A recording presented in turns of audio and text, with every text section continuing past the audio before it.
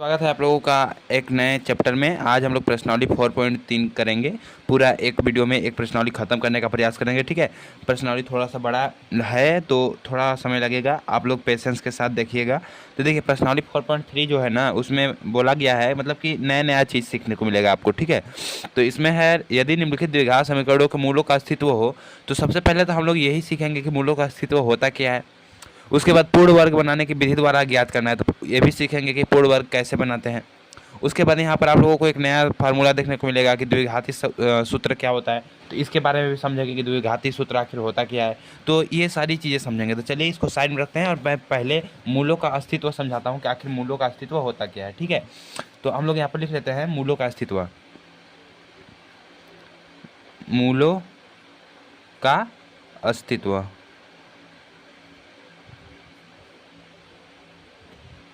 तो हम लोगों ने यहाँ पर लिख लिया है मूलों का अस्तित्व। अब जानेंगे कि मूलों का अस्तित्व क्या होता है। मूलों का अस्तित्व बोले तो इंग्लिश में extent of roots, extent of roots, extent of roots. ठीक है, तो देखो मूलों का अस्तित्व जानने के लिए ना हम लोग क्या करते हैं कि मूलों का अस्तित्व क्या होता है। आप लोगों को तो मालूम होगा कि द्विघात समीकरण का मानक रूप क्या होता है, x square plus b x plus c equal to 0। ये होता है द्विघात समीकरण का मानक रूप। द्विघात समीकरण का, द्विघात समीकरण का मानक रूप। ठीक है, ये तो मालूम है द्विघात समीकरण का मानक रूप होता है। तो देखिए, मूलों का अस्तित्व ज्ञात करने के लिए ना हमारे पास एक नया शब्द आता है, विविक्ता कर, विविक्ति कर। ठीक है, या फिर आप इसको विवेचक नाम से भी जानते होंगे, अगर जानते होंगे तो, नहीं तो विवेचक नाम का एक शब्द आता है। या फिर इसको हम लोग अंग्रेजी में बात करें तो ये होता है डिक्रीमिनेंट। ठीक है, जिसे हम डी से डिनोट करते हैं। ठीक है, हम इसको डी से दर्शाते हैं। तो ये शब्द आता है मूलों का अस्तित्व ज्ञात करने के लिए। सबसे पहले तो मानक रूप ये होता है। ठीक है, तो द्विघात समीकरण का मानक रूप ये है। उसके बाद एक शब्द आता है विविक्तिकर, विवेचक, जिसको हम बोलते हैं, या फिर डिक्रीमेंट यानी कि डी बोलते हैं। तो डी बराबर एक फार्मूला होता है जिसे बहुत पहले सिद्धाचार्य जी ने दिया था। तो पहले हम लोग मूलों का अस्तित्व ज्ञात करने के लिए डी बराबर हम लोग एक फार्मूला जानते हैं, बी स्क्वायर माइनस 4ac। ठीक है, ये एक फार्मूला होता है। अब देखिए, इसी को बोलते हैं विविक्तिकर। देखिए, विविक्तिकर या विवेचक इसी को बोलते हैं, डिक्रीमेंट इसी को बोलते हैं। तो इसमें कंडीशंस होती है। क्या कंडीशन होती है, या फिर मैं साफ साफ बात बताऊं तो देखो, मूलों का अस्तित्व कब होगा, जब डी का मान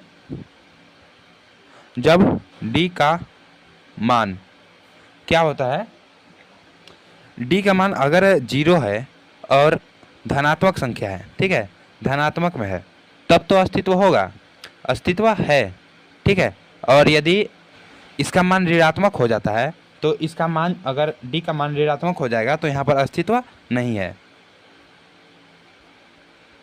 अस्तित्व नहीं है। ठीक है, तो पहला कंडीशन हम लोग क्या क्या बोलता है कि डी यानी कि बी स्क्वायर माइनस 4ac अगर 0 से बड़ा है, यानी कि धनात्मक संख्या में है, तब इसका जो हम लोग होगा मूल वास्तविक होगा। ठीक है, वास्तविक होगा और असमान होगा, और असमान है। ठीक है, इस तरीके से हम लोग लिखेंगे अगर क्वेश्चन में होगा तो, नहीं तो बस आप लोग धनात्मक संख्या दिखा दीजिएगा तो भी काम हो जाएगा। दूसरा कंडीशन क्या बोलता है कि यदि मान लीजिए डी यानी कि बी स्क्वायर माइनस 4ac और बराबर है 0 के, तो ये क्या है कि वास्तविक होगा। ठीक ना, मूल जो है, मूल वास्तविक है और बराबर होगा। ठीक है, मतलब कि दोनों बराबर होंगे, बराबर है।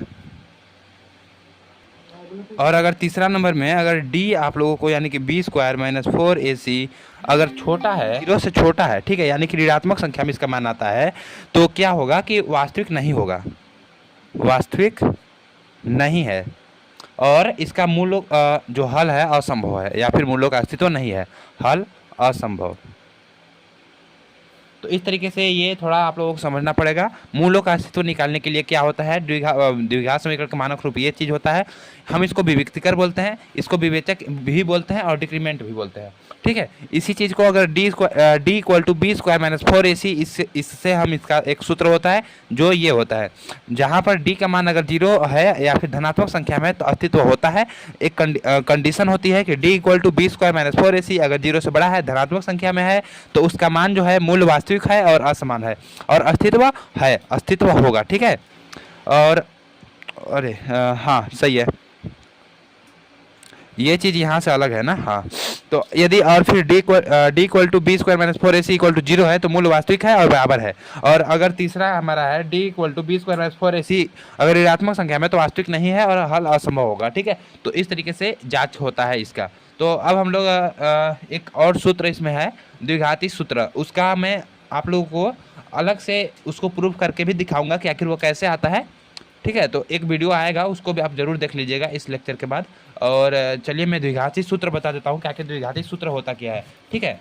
तो देखिए, तो देखिए द्विघाती सूत्र क्या होता है ना, x equal to minus b plus minus under में बी स्क्वायर माइनस 4ac बटे में 2a, ठीक है। इसे हम सिद्धाचार्य का नियम भी कहते हैं, सिद्धाचार्य सूत्र भी कहते हैं। इसको 1025 ईस्वी में भारतीय वैज्ञानिक ने दिया था, ठीक है। सिद्धाचार्य जो थे वो भारतीय वैज्ञानिक थे, उन्होंने ही इसका खोज किया था। तो ये सूत्र होता है, इसको आप लोग बहुत ही अच्छे तरीके से याद कर लीजिए, इसको लिख लिख करके याद कीजिए, चाहे कैसे भी, लेकिन इसको याद कर लीजिए, बहुत इंपॉर्टेंट है। इसी के बेस पर सारे क्वेश्चंस आप बहुत आसानी से लगा सकते हो। पहले के ज़माने में जब ये सूत्र नहीं हुआ करता था तो बहुत कठिनाइयाँ होने पड़ते थे। देखो हम तो मूल जो है 2 तरीके से, 3 तरीके से, 4 तरीके, बहुत तरीके से ज्ञात कर सकते हैं, पूर्ण वर्ग बना करके, द्विघाती सूत्र से गुणनखंड कर करके, लेकिन ये जो तरीका था वो बहुत आसान था, इसीलिए सिद्धाचार्य जी ने इसका आविष्कार किया, यानी कि खोज की। चलिए अब बढ़ते हैं क्वेश्चन। पहला क्वेश्चन ये दे रखा है, यदि निम्नलिखित द्विघात समीकरणों के मूलों का अस्तित्व हो तो इन्हें पूर्ण वर्ग बनाने की विधि द्वारा ज्ञात कीजिए, ठीक है। तो क्वेश्चन बहुत सिंपल है, आप लोग ध्यान से देखते जाइएगा। तो पहला क्वेश्चन मैंने यहाँ पर ले लिया है, ठीक है। तो बस इसको देखो क्या करना है, ये तो एक द्विघात समीकरण के रूप में है, तो हम लोग इसको चाहो तो द्विघाती समीकरण के रूप में भी कर सकते हैं, लेकिन हमको इसको करना है पूर्ण वर्ग विधि के रूप में। और पूर्ण वर्ग विधि के रूप में तभी करना है जब इसका अस्तित्व होगा, मूलों का अस्तित्व होगा। तो हम लोगों ने सीखा था कि मूलों का अस्तित्व जांचने के लिए क्या करते हैं, ठीक है। तो लिखेंगे मूलों के अस्तित्व की जांच, मूलों की अस्तित्व की जांच, अस्तित्व की जांच, ठीक है। मूलों के अस्तित्व की जांच लिख लेंगे कुछ इस तरीके से। तो सबसे पहले जांच करने के लिए हमको तो मालूम है कि इसका सूत्र होता है d equal to b square minus 4ac, ठीक है। ये सूत्र तो आप लोगों को मालूम ही है। तो अब हम लोग देखो मूलों के अस्तित्व जांच करने के लिए यहाँ पर हमको बी स्क्वायर चाहिए और ए चाहिए और सी चाहिए। तो यहाँ से हम लोग ए बी सी ज्ञात कर लेंगे, ए बी सी ज्ञात कर लेंगे। तो देखो ए कहते हैं जिसकी घात होती है ना, द्विघात, जिसकी मेन घात होती है, मतलब कि एक्स स्क्वायर की जो गुणांक होता है उसको बोलते हैं ए। तो ये हो गया ए इक्वल टू 2 और बी इक्वल टू ये देखो -7 है और सी इक्वल टू प्लस का 3 है। तो ये हमारा ज्ञात हो चुका है। अब देखो डी बराबर हम लिखेंगे बी स्क्वायर यानी कि -7 का वर्ग -4 इंटू ए की जगह पर 2 गुणे सी की जगह पर 3, ठीक है। तो डी इक्वल टू 7 49 और माइनस माइनस प्लस, तो प्लस का 49 माइनस 4 दूनी 8, 8 3 की 24, ठीक है। डी इक्वल टू 49 में से 24 चला जाएगा तो 25 बचेगा। तो देखो यहाँ पर ये 25 जो है प्लस का आ रहा है, यानी कि जब प्लस का है तो इसका मान जो है, मूल जो है वास्तविक होगा, वास्तविक होगा और असमान होगा, और जो है एंड असमान। तो इसका जो हल है ये इसका हल निकलेगा। तो आप लोगों को बस ज़्यादा कुछ दिखाने में नहीं, बस धनात्मक दिखा देना है और नहीं लिखोगे तो भी काम हो जाएगा। तो इसका हल निकलेगा। तो चलिए अब इसका हल निकालते हैं, ठीक है। तो हम लोग यहाँ पर लिख लेते हैं हल, यानी कि पूर्ण वर्ग विधि द्वारा हल, पूर्ण वर्ग विधि द्वारा हल, पूर्ण वर्ग विधि द्वारा हल। तो समीकरण लिख लीजिए 2x स्क्वायर माइनस 7x प्लस 3 इक्वल टू 0। तो देखिए ज़्यादा कुछ करना नहीं, बहुत सिंपल तरीके से मैं बता रहा हूँ।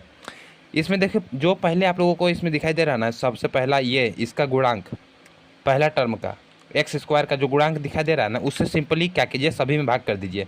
यहाँ पर 2x स्क्वायर है माइनस 7x है प्लस 3, अब इसका गुणांक क्या है, 2 है, ठीक है। इसका गुणांक देखिए 2 है, तो हम सब में 2 से भाग कर देंगे, ठीक है। 2 से भाग कर देंगे कुछ इस तरीके से, ठीक है। सब में 2 से भाग कर देना है।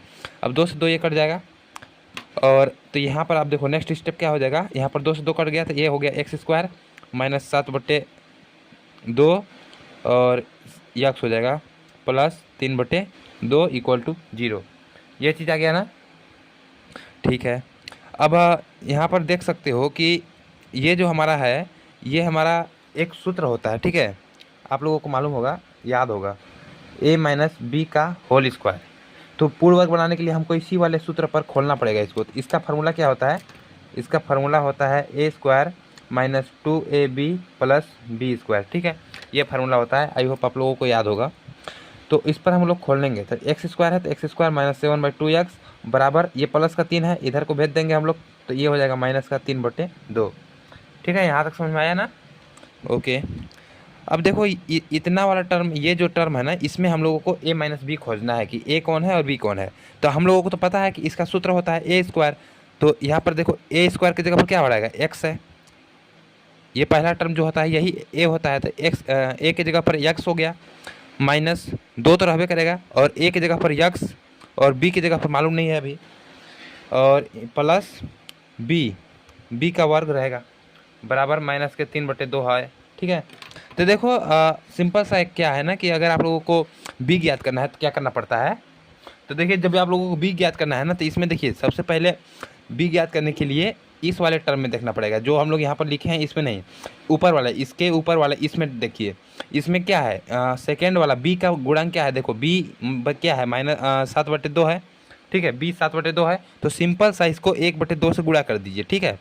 जो भी इसका गुणांक होगा b मतलब कि x का, एक्स स्क्वायर का नहीं, सिर्फ x का जो भी गुणांक होगा उसमें 1/2 से गुणा कर देंगे, तो 7 एकम 7, 2 दूनी 4, यही हमारा b कहलाता है, ठीक है। यही हमारा b होता है, ठीक है। ये हमारा b हो गया। समझ में आया ना क्या मैं बोल रहा हूँ? अगर यहाँ पर 3/4 होता, तो अगर यहाँ पर 3/4 होता तो हम उसको 1/2 से गुणा कर देते, तो ये हो जाता 3/8, तो ये हमारा हो जाता है आंसर। अगर यहाँ पर 5 होता तो हम इसको 1/2 से गुणा कर देते, तो ये 5/2 ये हो जाता, ठीक है। तो ये हमारा इस तरीके से होता है। तो सिंपल हम लोगों को यहाँ पर बी ज्ञात हो चुका है। बी क्या मिला हम लोगों को, यहाँ पर देख सकते हो बी हम लोगों को मिला 7/4, ठीक है। बी ज्ञात करने आ गया होगा, तो हम लोगों को बी मिला 7/4, तो यहाँ पर 7/4 और यहाँ पर 7/4। अब एक चीज़ आप लोगों को यहाँ पर और नोटिस करना है कि हम लोगों ने यहाँ पर जो बी ज्ञात किया है ना, बी को सेम टू सेम इधर भी हम लोगों को लिखना पड़ेगा, ठीक है, क्योंकि हमको पूर्ण वर्ग बनाना है ना, तो इधर भी हम लोगों को लिखना पड़ेगा। जो बी वर्ग है सेम टू सेम बी वर्ग यहाँ पर भी लिखना पड़ेगा। यहाँ तक समझ में आया ना? ठीक है। अब देखो x square minus 2x plus b, ये देखो इतना, देखो ये जो हम लोग हमारा बना है, ये हमारा ये वाला रूप आ चुका है, ये वाला रूप आ गया, सूत्र वाला रूप आ गया है। तो अब हम लोग इसको सिंपल सा क्या करेंगे कि इसको यहाँ ना करके इस वाले, देखो इतना जब आ गया तो हम इसको ये लिख सकते हैं ना, क्योंकि बराबर ही है तो हम इसको ये लिख सकते हैं। तो ए स्क्वायर की जगह पर क्या है, एक्स है, तो एक्स हो गया, माइनस है, माइनस की जगह पर माइनस, बी की जगह पर क्या है, बी की जगह पर 7/4 है, 7/4, और ये होल ब्रैकेट स्क्वायर है, ठीक है। यही चीज़ है ना। देखो ए की जगह पर x है, 2ab है, और b की जगह पर 7/4 है, तो x माइनस 7/4 का होल स्क्वायर। यहाँ तक समझ आया? माइनस 3/2 प्लस 7×7 ये इसका होल वर्ग है ना, तो 7×49/4 तो इससे आगे देखेंगे हम लोग। तो यहाँ पर देखिए x माइनस 7/4 का वर्ग बराबर में इसका, देखो हम लोग इसका आ जाएगा 16, इसका जो एलसीएम आएगा 16 आएगा, तो 2 8 16, तो -3 × 8 प्लस में 16 कम 16, तो 49 × 1, ठीक है। इतना चीज़ आ गया। तो x माइनस 7/4 का वर्ग बराबर में 24 प्लस 49/16। यहाँ तो समझ में आया ना आप लोगों को? अब देखो x माइनस 7/4 का होल वर्ग बराबर 49 में से 24 चला जाएगा तो प्लस का 25/16। अब यहाँ पर वर्ग है तो वर्ग हटेगा, तो x minus 7/4 equal to root में 25/16, ठीक है। इतना समझ में आया? x माइनस 7/4 बराबर 25 का क्या होता है, रूट 5 होता है, और 16 का 4 होता है, तो 5/4। अब यहाँ पर x माइनस 7/4 बराबर 5/4 आ गया है, ये आगे जाएगा तो x बराबर 5/4, और ये माइनस के साथ है, इधर को आएगा तो ये हो जाएगा प्लस के 7/4। तो x बराबर 7 5 12 और 4 कॉमन है तो 4, x बराबर 12/4, यही हमारा आंसर हो जाएगा, ठीक है। तो इस तरीके से इसका आंसर निकालना था। आई होप आप लोगों को समझ में आया होगा, ठीक है। तो इसका तो हम लोगों को आंसर मिल चुका है, लेकिन इसका मूल हमको ज्ञात करना है ना। तो देखो 4 एकम 4, 4 3 12, तो एक मूल आ गया x बराबर 3, और x बराबर 3 कब आया, जब हम लोगों ने 25/16 का रूट किया तो ये प्लस माइनस में आया। ठीक है, ये प्लस माइनस में आता है, हमेशा याद रखिएगा जब भी रूट हम ओपन करते हैं तो ये प्लस माइनस में आता है। तो हम लोगों ने एक बार प्लस का लिया है। ठीक है, तो अब हम लोग लेंगे एक बार धनात्मक लेने पर, धनात्मक लेने पर लिख दीजिएगा आप लोग ऊपर में। ठीक है, धनात्मक लेने पर। अब हम लिखेंगे ऋणात्मक लेने पर। तो ऋणात्मक लेने पर x - 7/4 का हो जाएगा बराबर माइनस के 5/4। तो ये हो जाएगा x - 7/4 बराबर -5/4। आगे चल के x बराबर -5/4 और ये माइनस के इधर को आएगा तो ये हो जाएगा प्लस के 7/4। तो ये x बराबर 7 में से 5 चला जाएगा तो 2 बचेगा और बटे में 4, तो 2 एकम 2, 2 दूनी 4। तो x बराबर आ गया 1/2। x बराबर 1/2 आ गया। इसके जो मूल होंगे तो मूल जो है क्या आ गया, 1/2 आ गया, मूल 1/2 और कॉमा ये आ गया 3। ठीक है, तो ये ही हमारा आंसर होगा, फुल आंसर ये होगा। ठीक है, समझ में आया ना। यहाँ पर हम लोगों ने एक बार धनात्मक लेना है। यहाँ पर देखो जब भी रूट हटेगा तो धनात्मक आएगा। ठीक है, और ऋणात्मक भी आएगा। तो एक बार धन कर लेंगे और एक बार ऋण कर लेंगे और उसके बाद हम लोग रख करके मूल ज्ञात कर लेंगे। तो ये हमारा आंसर आ गया। चलिए नेक्स्ट क्वेश्चन देखते हैं। ठीक है, तो ये हमारा दूसरा क्वेश्चन है। तो सिंपल, अब इसमें हम लोगों को जांचना है कि है मूलों का अस्तित्व कि नहीं है। तो हम लोग लिखेंगे हल और हम लोग डी ज्ञात करेंगे। ठीक है, डी डायरेक्ट ज्ञात करेंगे। आप लिख सकते हो विविक्त कर या विवेचक लिख सकते हो। तो डी बराबर b² - 4ac। ठीक है, तो डी बराबर b²। तो हम लोगों को ए भी ज्ञात करना पड़ेगा। तो ए भी ज्ञात करने के लिए देखो हमारा ए बराबर 2 है तो 2, बी बराबर ये प्लस का 1 है तो 1, और सी बराबर ये माइनस का 4 है तो माइनस का 4। ठीक है, ये हमारा ज्ञात हो चुका है। आप यहाँ पर नीचे लिख देना इसको। ठीक है, यहीं पर लिख देना, पहले ए भी ही ज्ञात कर लेना, उसके बाद डी = लगाना। ठीक है, तो लिख सकते हो आप, साइड में भी लिख सकते हो, कहीं भी लिख सकते हो। तो b² क्या है, 1 है तो 1 का वर्ग कर देंगे बराबर, सॉरी माइनस है ना, -4 × AC। ए क्या है, ए हमारा 2 है, गुणे सी क्या है, -4 है। इतना समझ में आया ना आप लोगों को। तो d = 1 का वर्ग 1 ही होता है, -4 दूनी 8 और 4 चौके 16, 16 दूनी 32 और ये माइनस माइनस प्लस, तो d = 33 आ जाएगा। और 33 प्लस का है तो इसका वास्तविक हल होगा, वास्तविक हल और वास्तविक संख्या है और वास्तविक हल होगा और असमान है, असमान। तो इसका हल जो है होगा। ठीक है, तो चलिए हम इसको हल ज्ञात करते हैं। तो पूर्ण वर्ग विधि द्वारा, पूर्ण वर्ग विधि से इतना चीज़ हमारा है, ये समीकरण है। तो सिंपल, चलो अब पूर्ण वर्ग विधि से करते हैं। तो देखो यहाँ पर इसका गुणांक क्या नज़र आ रहा है, 2 आ रहा है ना। तो 2x² + x माइनस में 4। अब इसको 2 से डिवाइड कर देंगे, इसको भी 2 से डिवाइड करेंगे, इसको भी 2 से डिवाइड करेंगे, बराबर 0। देखो अब ये कट जाएगा, x² हो जाएगा और 2 एकम 2, 2 दूनी 4, ये भी कट जाएगा, प्लस x/2 हो जाएगा, माइनस में ये 2 हो जाएगा, बराबर में 0। यहाँ तक समझ में आया ना आप लोगों को। ठीक है, इतना तो हमको ज्ञात हो चुका है। अब x² + x/2 और ये माइनस का है, इधर को जब हम लोग इसको बैठाएंगे तो ये हो जाएगा प्लस का 2। इतना समझ में आ गया। अब हम लोग यहाँ पर देखो प्लस है तो a + b का होल स्क्वायर का क्या सूत्र होता है, a² + b² + 2ab, ये होता है ना। ठीक है, तो अब देखो यहाँ पर हमारा a² है और इसमें छुपा हुआ है b²। तो अब हम लोग इसको लिख लेंगे, किस तरीके से लिखेंगे इसको, a², तो a की जगह पर हमारा x है तो x का वर्ग हो जाएगा, प्लस b², तो b² की जगह पर तो हमारा मालूम नहीं है तो अभी इसको छोड़ देते हैं, प्लस 2, a की जगह पर x और b की जगह पर नहीं मालूम है तब b की जगह पर हम लोग छोड़ देंगे अभी। ठीक है, तो b को ज्ञात करने के लिए हम लोगों ने आप लोगों को बताया था, अभी जस्ट बताया था ना कि b को कैसे ज्ञात करते हैं। तो b को ज्ञात करने के लिए देखिए, इसमें देखिए क्या है, x का गुणांक क्या है, 1/2 है ना, x का गुणांक 1/2 है। तो 1/2 से हम लोग 1/2 है तो सिंपल इसमें 1/2 का ही गुणा करेंगे।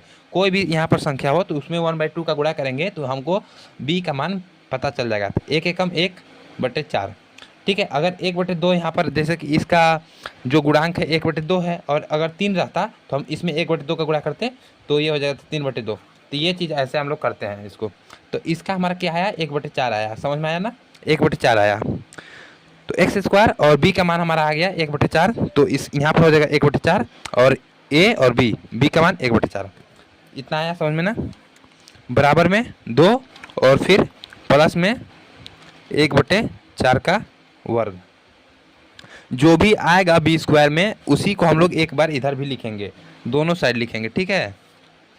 यहाँ तक समझ में आया ना। अब देखो, अब हम लोग इस वाले सूत्र पर रख देंगे, तो ए स्क्वायर की जगह पर a square b square plus 2ab, ये सूत्र ये है, मतलब बराबर है दोनों, तो हम लोग इसको तोड़कर इस रूप का बना लेंगे। तो ए स्क्वायर की जगह पर, मतलब ए की जगह पर क्या है, एक्स है, तो एक्स प्लस बी की जगह पर क्या है, देखो बी की जगह पर 1/4 है, तो 1/4 का वर्ग बराबर 2 प्लस 1 का वर्ग 1 ही होता है और 4 चुके 16। यहाँ तक समझ में आया ना।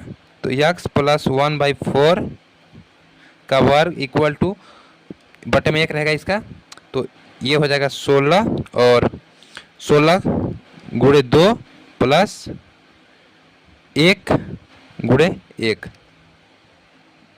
यहाँ तक समझ में आया। तो अब इसके आगे यहाँ पर देखिए, इसके आगे यहाँ पर देखिएगा आप लोग, x प्लस 1/4 का वर्ग बराबर में 16 दूना 32 प्लस 1 बटे में 16, तो x प्लस 1 का वर्ग स्क्वायर इक्वल टू 32 1 33 बटे 16, तो x प्लस 1/4 और रूट स्क्वायर हट जाएगा तो इधर आ जाएगा रूट में 33 बटे 16, समझ में आया ना। तो x plus 1/4 equal to root 33 का, तो रूट 33 ही होता है, लेकिन 16 का 4 होता है, तो हम लोग इस तरीके से इसको लिख लेंगे।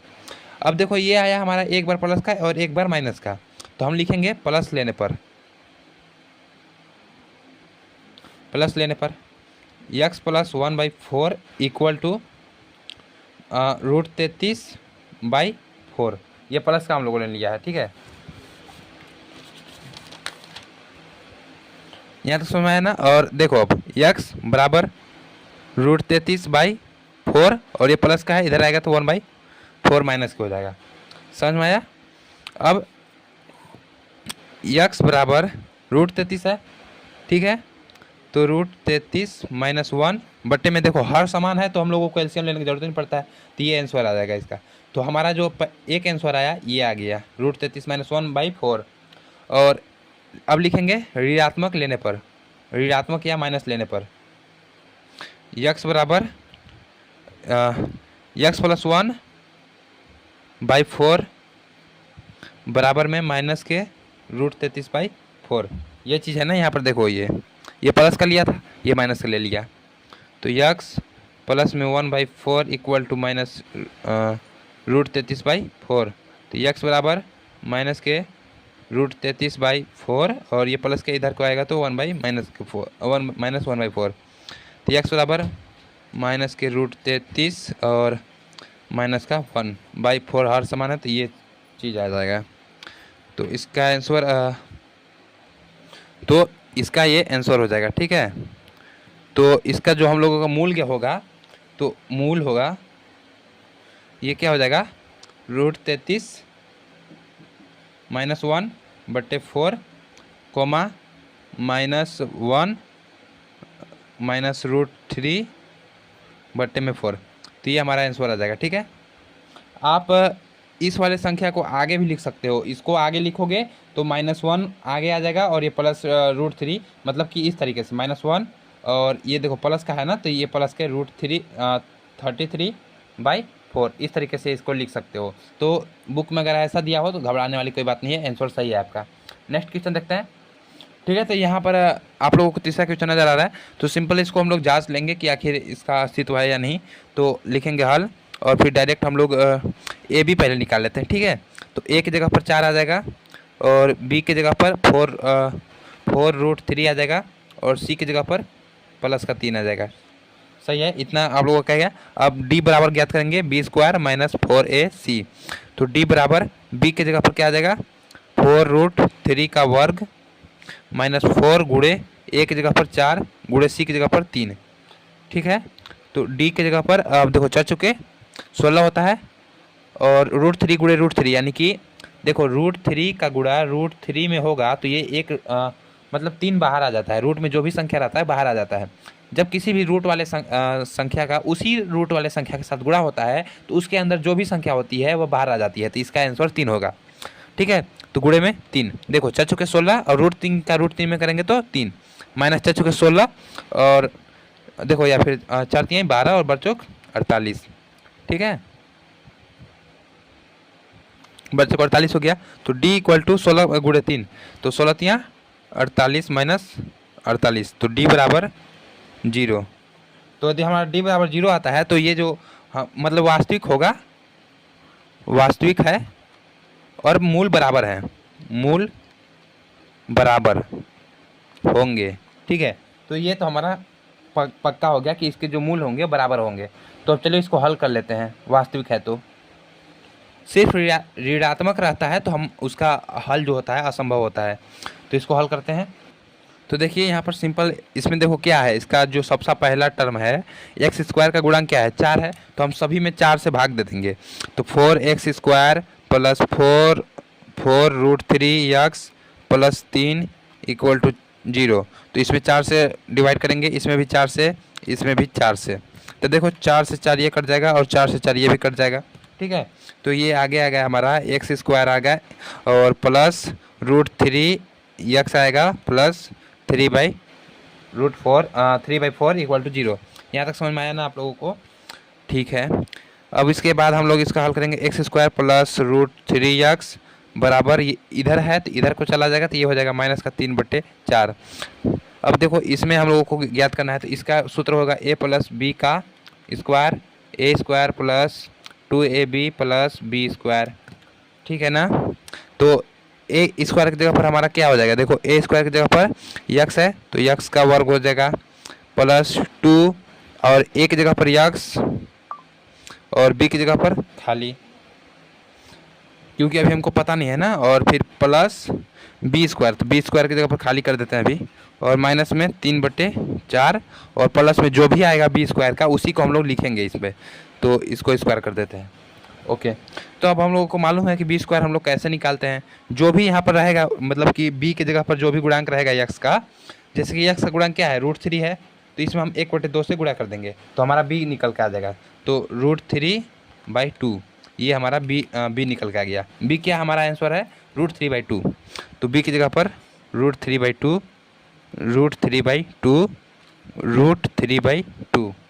समझ में आया ना यहाँ तक? बी का मान हमारा निकल के आया रूट 3/2।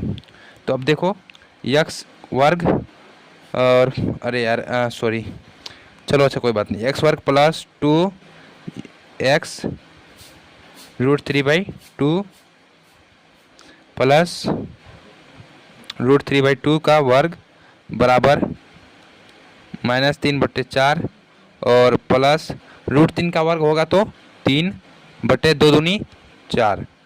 समझ में आया? अब मत पूछना रूट 3 का कैसे हुआ। ठीक है, जस्ट किडिंग गाइड, पूछ सकते हो आप। ठीक है, आपका हक है पूछने का, पूछ सकते हो। तो देखो यहाँ पर हमारा सूत्र क्या है, a प्लस बी है ना, तो ए की जगह पर क्या है, ए की जगह पर क्या है यक्स है, तो यक्स प्लस बी की जगह पर क्या है रूट 3/2, तो इसका हो जाएगा वर्ग। ठीक है, और बराबर में -3 और -3/4 और प्लस 3/4, तो ये दोनों मिलकर कैंसिल, यानी कि 0 आंसर आ जाएगा। ठीक है, ये दोनों देखो प्लस का 3/4 है, माइनस का 3/4 है, इस दोनों मिलकर 0 आ जाएगा आंसर। तो ये हो जाएगा हमारा x प्लस, तो ये जब रूट हटेगा तो x प्लस रूट 3/2 बराबर 0। ठीक है, रूट इधर चला जाएगा ना, ये रूट में इधर आ जाएगा तो क्या मतलब 0 का 0 ही होता है। तो बस अब सिंपल x बराबर, देखो एक बार प्लस कर लेंगे माइनस, अरे चलो सेम ही होगा, इसका तो बराबर है ना, हम लोगों ने पहले ही ज्ञात कर लिया, इसका बराबर होगा मूल, तो इधर को चला जाएगा तो ये हो जाएगा माइनस के रूट 3/2 एक बार, और एक बार फिर लेंगे x plus root 3/2 equal to 0, x बराबर माइनस के रूट 3/2। ठीक है, माइनस रूट 3/2, तो इसका जो मूल होगा, मूल है इसका minus root 3/2 comma minus root 3/2, यही हमारा आंसर हो जाएगा। ठीक है, आई होप समझ में आया होगा आप लोगों को। इस तरीके से इसका आंसर आएगा। ठीक है, अगर आप लोग ध्यान से समझ रहे होगे तो इसका आंसर आ जाएगा। चलो नेक्स्ट क्वेश्चन देखते हैं। ये है नेक्स्ट क्वेश्चन। सबसे पहले इसको हम ए बी ज्ञात कर लेंगे, तो ए की जगह पर 2, बी की जगह पर प्लस का 1 और सी की जगह पर प्लस का 4। तो अब हम लोग इसको हल लिखेंगे और डी बराबर ज्ञात करेंगे। B square minus 4ac। तो डी बराबर बी की जगह पर 1, तो 1 का वर्ग माइनस 4 इंटू ए की जगह पर 2 गुणे सी की जगह पर 4। तो डी बराबर 1, 1 का वर्ग 1 ही होता है, माइनस 4 चुके 16, 16 दूना 32। तो डी बराबर माइनस का 31। अब डी बराबर माइनस का 31 है तो हम लोग लिखेंगे ऋणात्मक संख्या, ऋणात्मक संख्या। अतः मूल असंभव है, असंभव है। मूल ज्ञात करना असंभव है, ठीक है। तो इसका कोई हल नहीं होगा, हल नहीं ज्ञात किया जा सकता, हल नहीं ज्ञात किया जा सकता है, ठीक है। तो इस तरीके से इसका आंसर आ गया। अब जब इसका अस्तित्व ही नहीं है, लिख दो अस्तित्व नहीं है इसका, ठीक है। अस्तित्व नहीं है, अस्तित्व नहीं है तो इसका हम लोग नहीं कर सकते, ठीक है। तो अब नेक्स्ट क्वेश्चन देखेंगे हम लोग डायरेक्ट। तो दूसरा क्वेश्चन बोल रहा है उपयुक्त प्रश्न 1 में दिए गए द्विघात समीकरणों के मूल द्विघातीय सूत्र का उपयोग करके ज्ञात कीजिए। अच्छा, मतलब जो ऊपर में दिया गया था ना हम लोगों को क्वेश्चन नंबर 1 में, ये देखो आप लोगों को, देखो उपयुक्त में मतलब कि उपयुक्त मतलब ऊपर जो ये दो हम लोगों को दिया गया है ना, ये इसमें जो ये सवाल दिए गए हैं ये हम लोगों ने किया पूर्ण वर्ग की विधि से। अब हम लोगों को करना है द्विघाती सूत्र के उपयोग से इसी वाला सवाल को हम लोगों को हल करना है। ओके, चलो देखते हैं। तो सबसे पहले हमारा पहला क्वेश्चन ही ले लेते हैं, ठीक है। पहला क्वेश्चन ले लेते हैं, क्या है 2x स्क्वायर माइनस के 7x प्लस के 3 इक्वल टू 0। तो अब द्विघाती समीकरण तो जानते हैं आप लोग, द्विघाती समीकरण, द्विघाती समीकरण क्या होता है मालूम है? ये होता है x बराबर minus b plus minus under root में बी स्क्वायर माइनस 4ac बट्टे में 2a, ठीक है। ये होता है ना। ओके, सबसे पहले देखो बी स्क्वायर माइनस 4ac, यानी कि हम इसको x बराबर minus b plus minus root में, इसको हम लोग बी स्क्वायर माइनस 4ac को d बोलते हैं तो हम इसको d भी लिख सकते हैं बटे 2a, ठीक है। तो अब देखो हम लोग क्या करेंगे, ये तो हमारा फार्मूला हो गया, ठीक है, ये तो हमारा सूत्र हो गया। अब सूत्र में हम लोगों ने d पहले ही ज्ञात किया है। देखो अगर हम क्वेश्चन नंबर 1 की बात करें, देखो क्वेश्चन नंबर 1 में हम लोगों ने d बराबर इतना रख करके इसका आंसर निकाला है, ठीक है, 25 आया था इसका आंसर। तो अब हम लोग सिंपल सा इसको d बराबर डायरेक्ट रखेंगे हम लोग, ठीक है। तो पहला क्वेश्चन हम लोग करते हैं, ठीक है। तो पहला क्वेश्चन देखो ये है पहला क्वेश्चन। तो x बराबर माइनस बी की जगह पर -7 है, ठीक है। तो यानी कि माइनस और b की जगह पर -7, ठीक है, और फिर प्लस माइनस अंडर रूट में d, तो d की जगह पर 25 है। पहला ही क्वेश्चन है ये, देख लो, और d की जगह पर 25 है। तो d की जगह पर 25 है तो हम लोग 25 रख देंगे और बट्टे में 2a, तो 2 और a की जगह पर 2 है, ठीक है। हम लोगों ने इसको ज्ञात करना सीख लिया है बढ़िया से, ठीक है। तो 2 की जगह पर a की जगह पर 2 ही था, ठीक है, इतना था हमारा। तो x बराबर, अब देखो माइनस माइनस प्लस हो जाएगा तो प्लस का 7 हो जाएगा और प्लस माइनस और रूट 25 का हमारा होता है, रूट 25 का क्या होता है 5 होता है ना, और 2 दूनी 4। x बराबर एक बार हम लोग क्या करेंगे प्लस का ले लेंगे, ठीक है।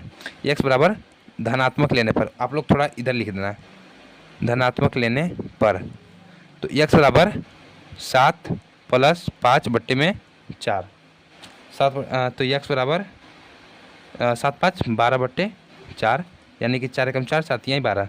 तो ये हमारा आ गया x बराबर 3, x बराबर 3 आ गया। और अब लिखेंगे ऋणात्मक लेने पर, तो अब ऋणात्मक लेने पर क्या होगा, x बराबर 7 और ये प्लस माइनस था तो ये माइनस के 5 बट्टे में 4, यानी कि x बराबर 7 में से 5 जाएगा तो 2 बट्टे 4, यानी 1 बट्टे 2, तो 1 बट्टे 2। तो इसके जो मूल होंगे 3, 1 बट्टे 2, तो ये हमारा आंसर आ जाएगा, ठीक है। आई होप आप लोगों को समझ में आया होगा मैं कैसे किया हूँ, बहुत आसान था, बस फार्मूला पर इसको रखना है। चलो नेक्स्ट क्वेश्चन देखते हैं। तो देखो हम लोग दूसरा क्वेश्चन में आ गए हैं और सूत्र जानते हैं द्विघाती समीकरण का, x बराबर minus b plus minus under root में d बोले तो d बराबर बी स्क्वायर माइनस 4ac होता है, ठीक है। यहाँ तक आप लोग निकाल सकते हो।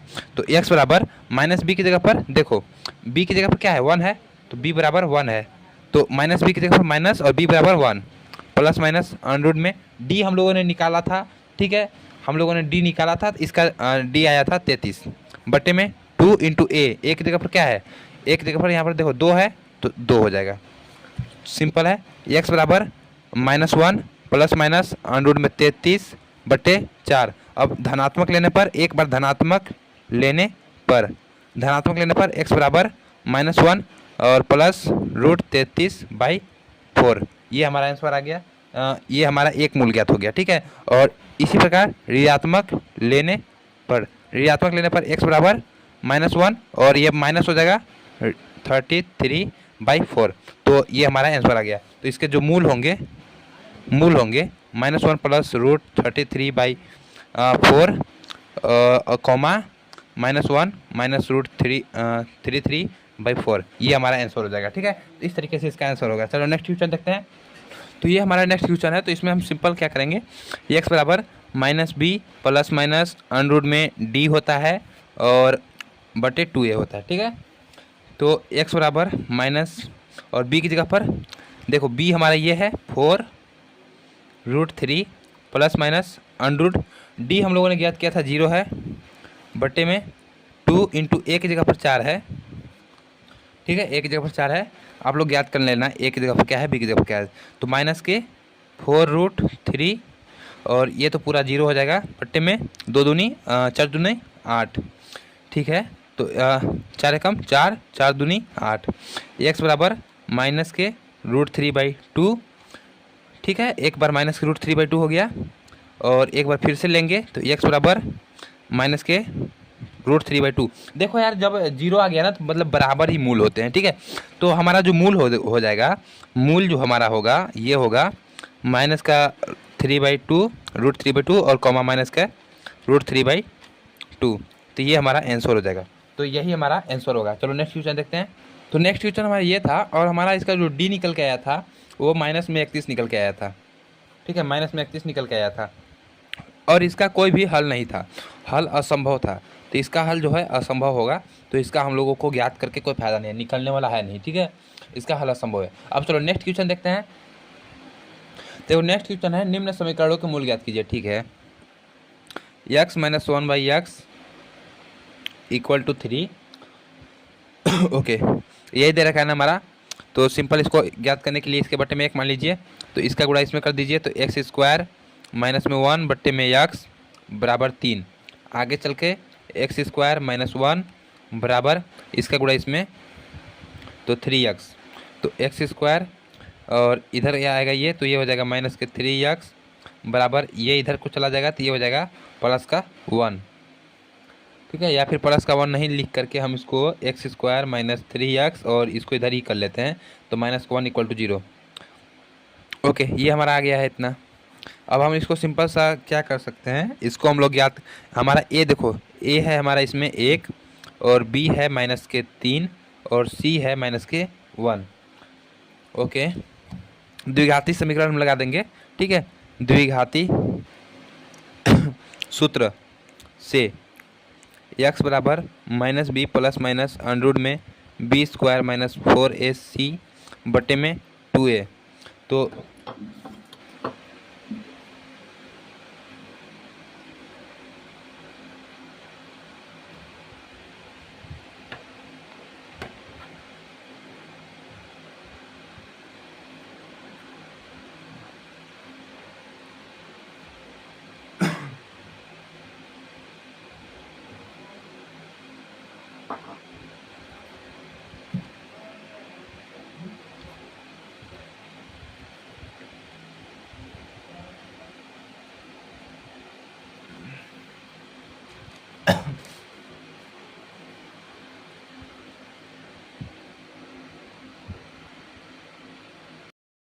ठीक है, यहाँ तक आप लोगों को समझ में आया। आप सिंपल सा क्या कीजिए कि अब इसमें जो जो यहाँ पर दिया गया है उसको भर दीजिए।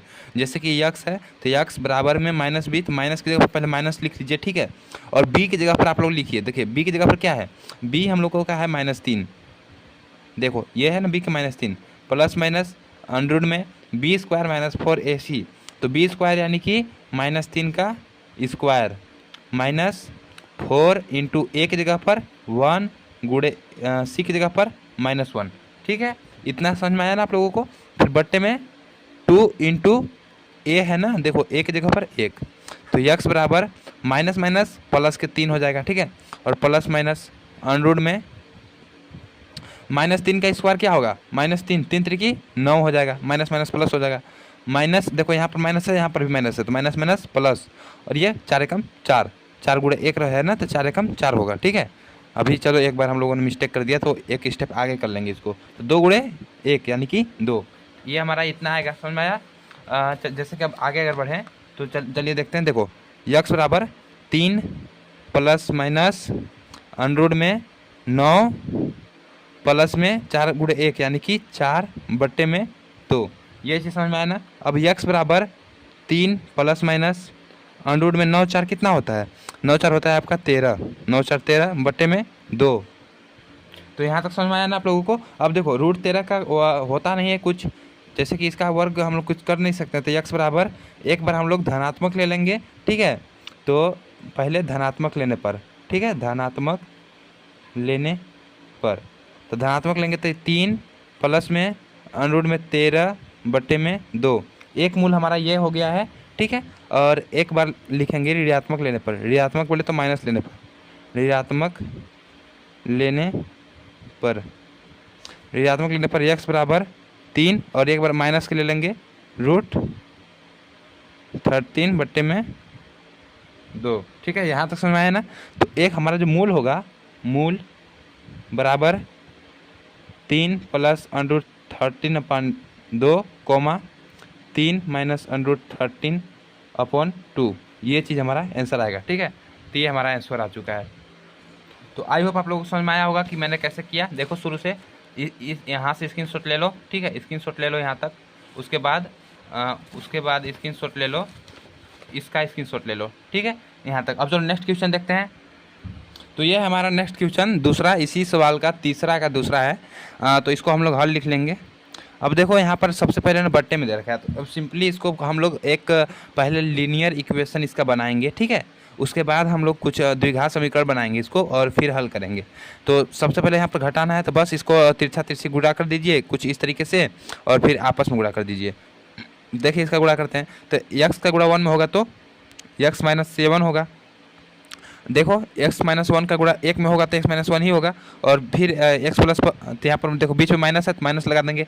x प्लस 4 का गुणा 1 में होगा तो x प्लस 4 ही होगा। ठीक है ना, यहाँ तक समझ में आया।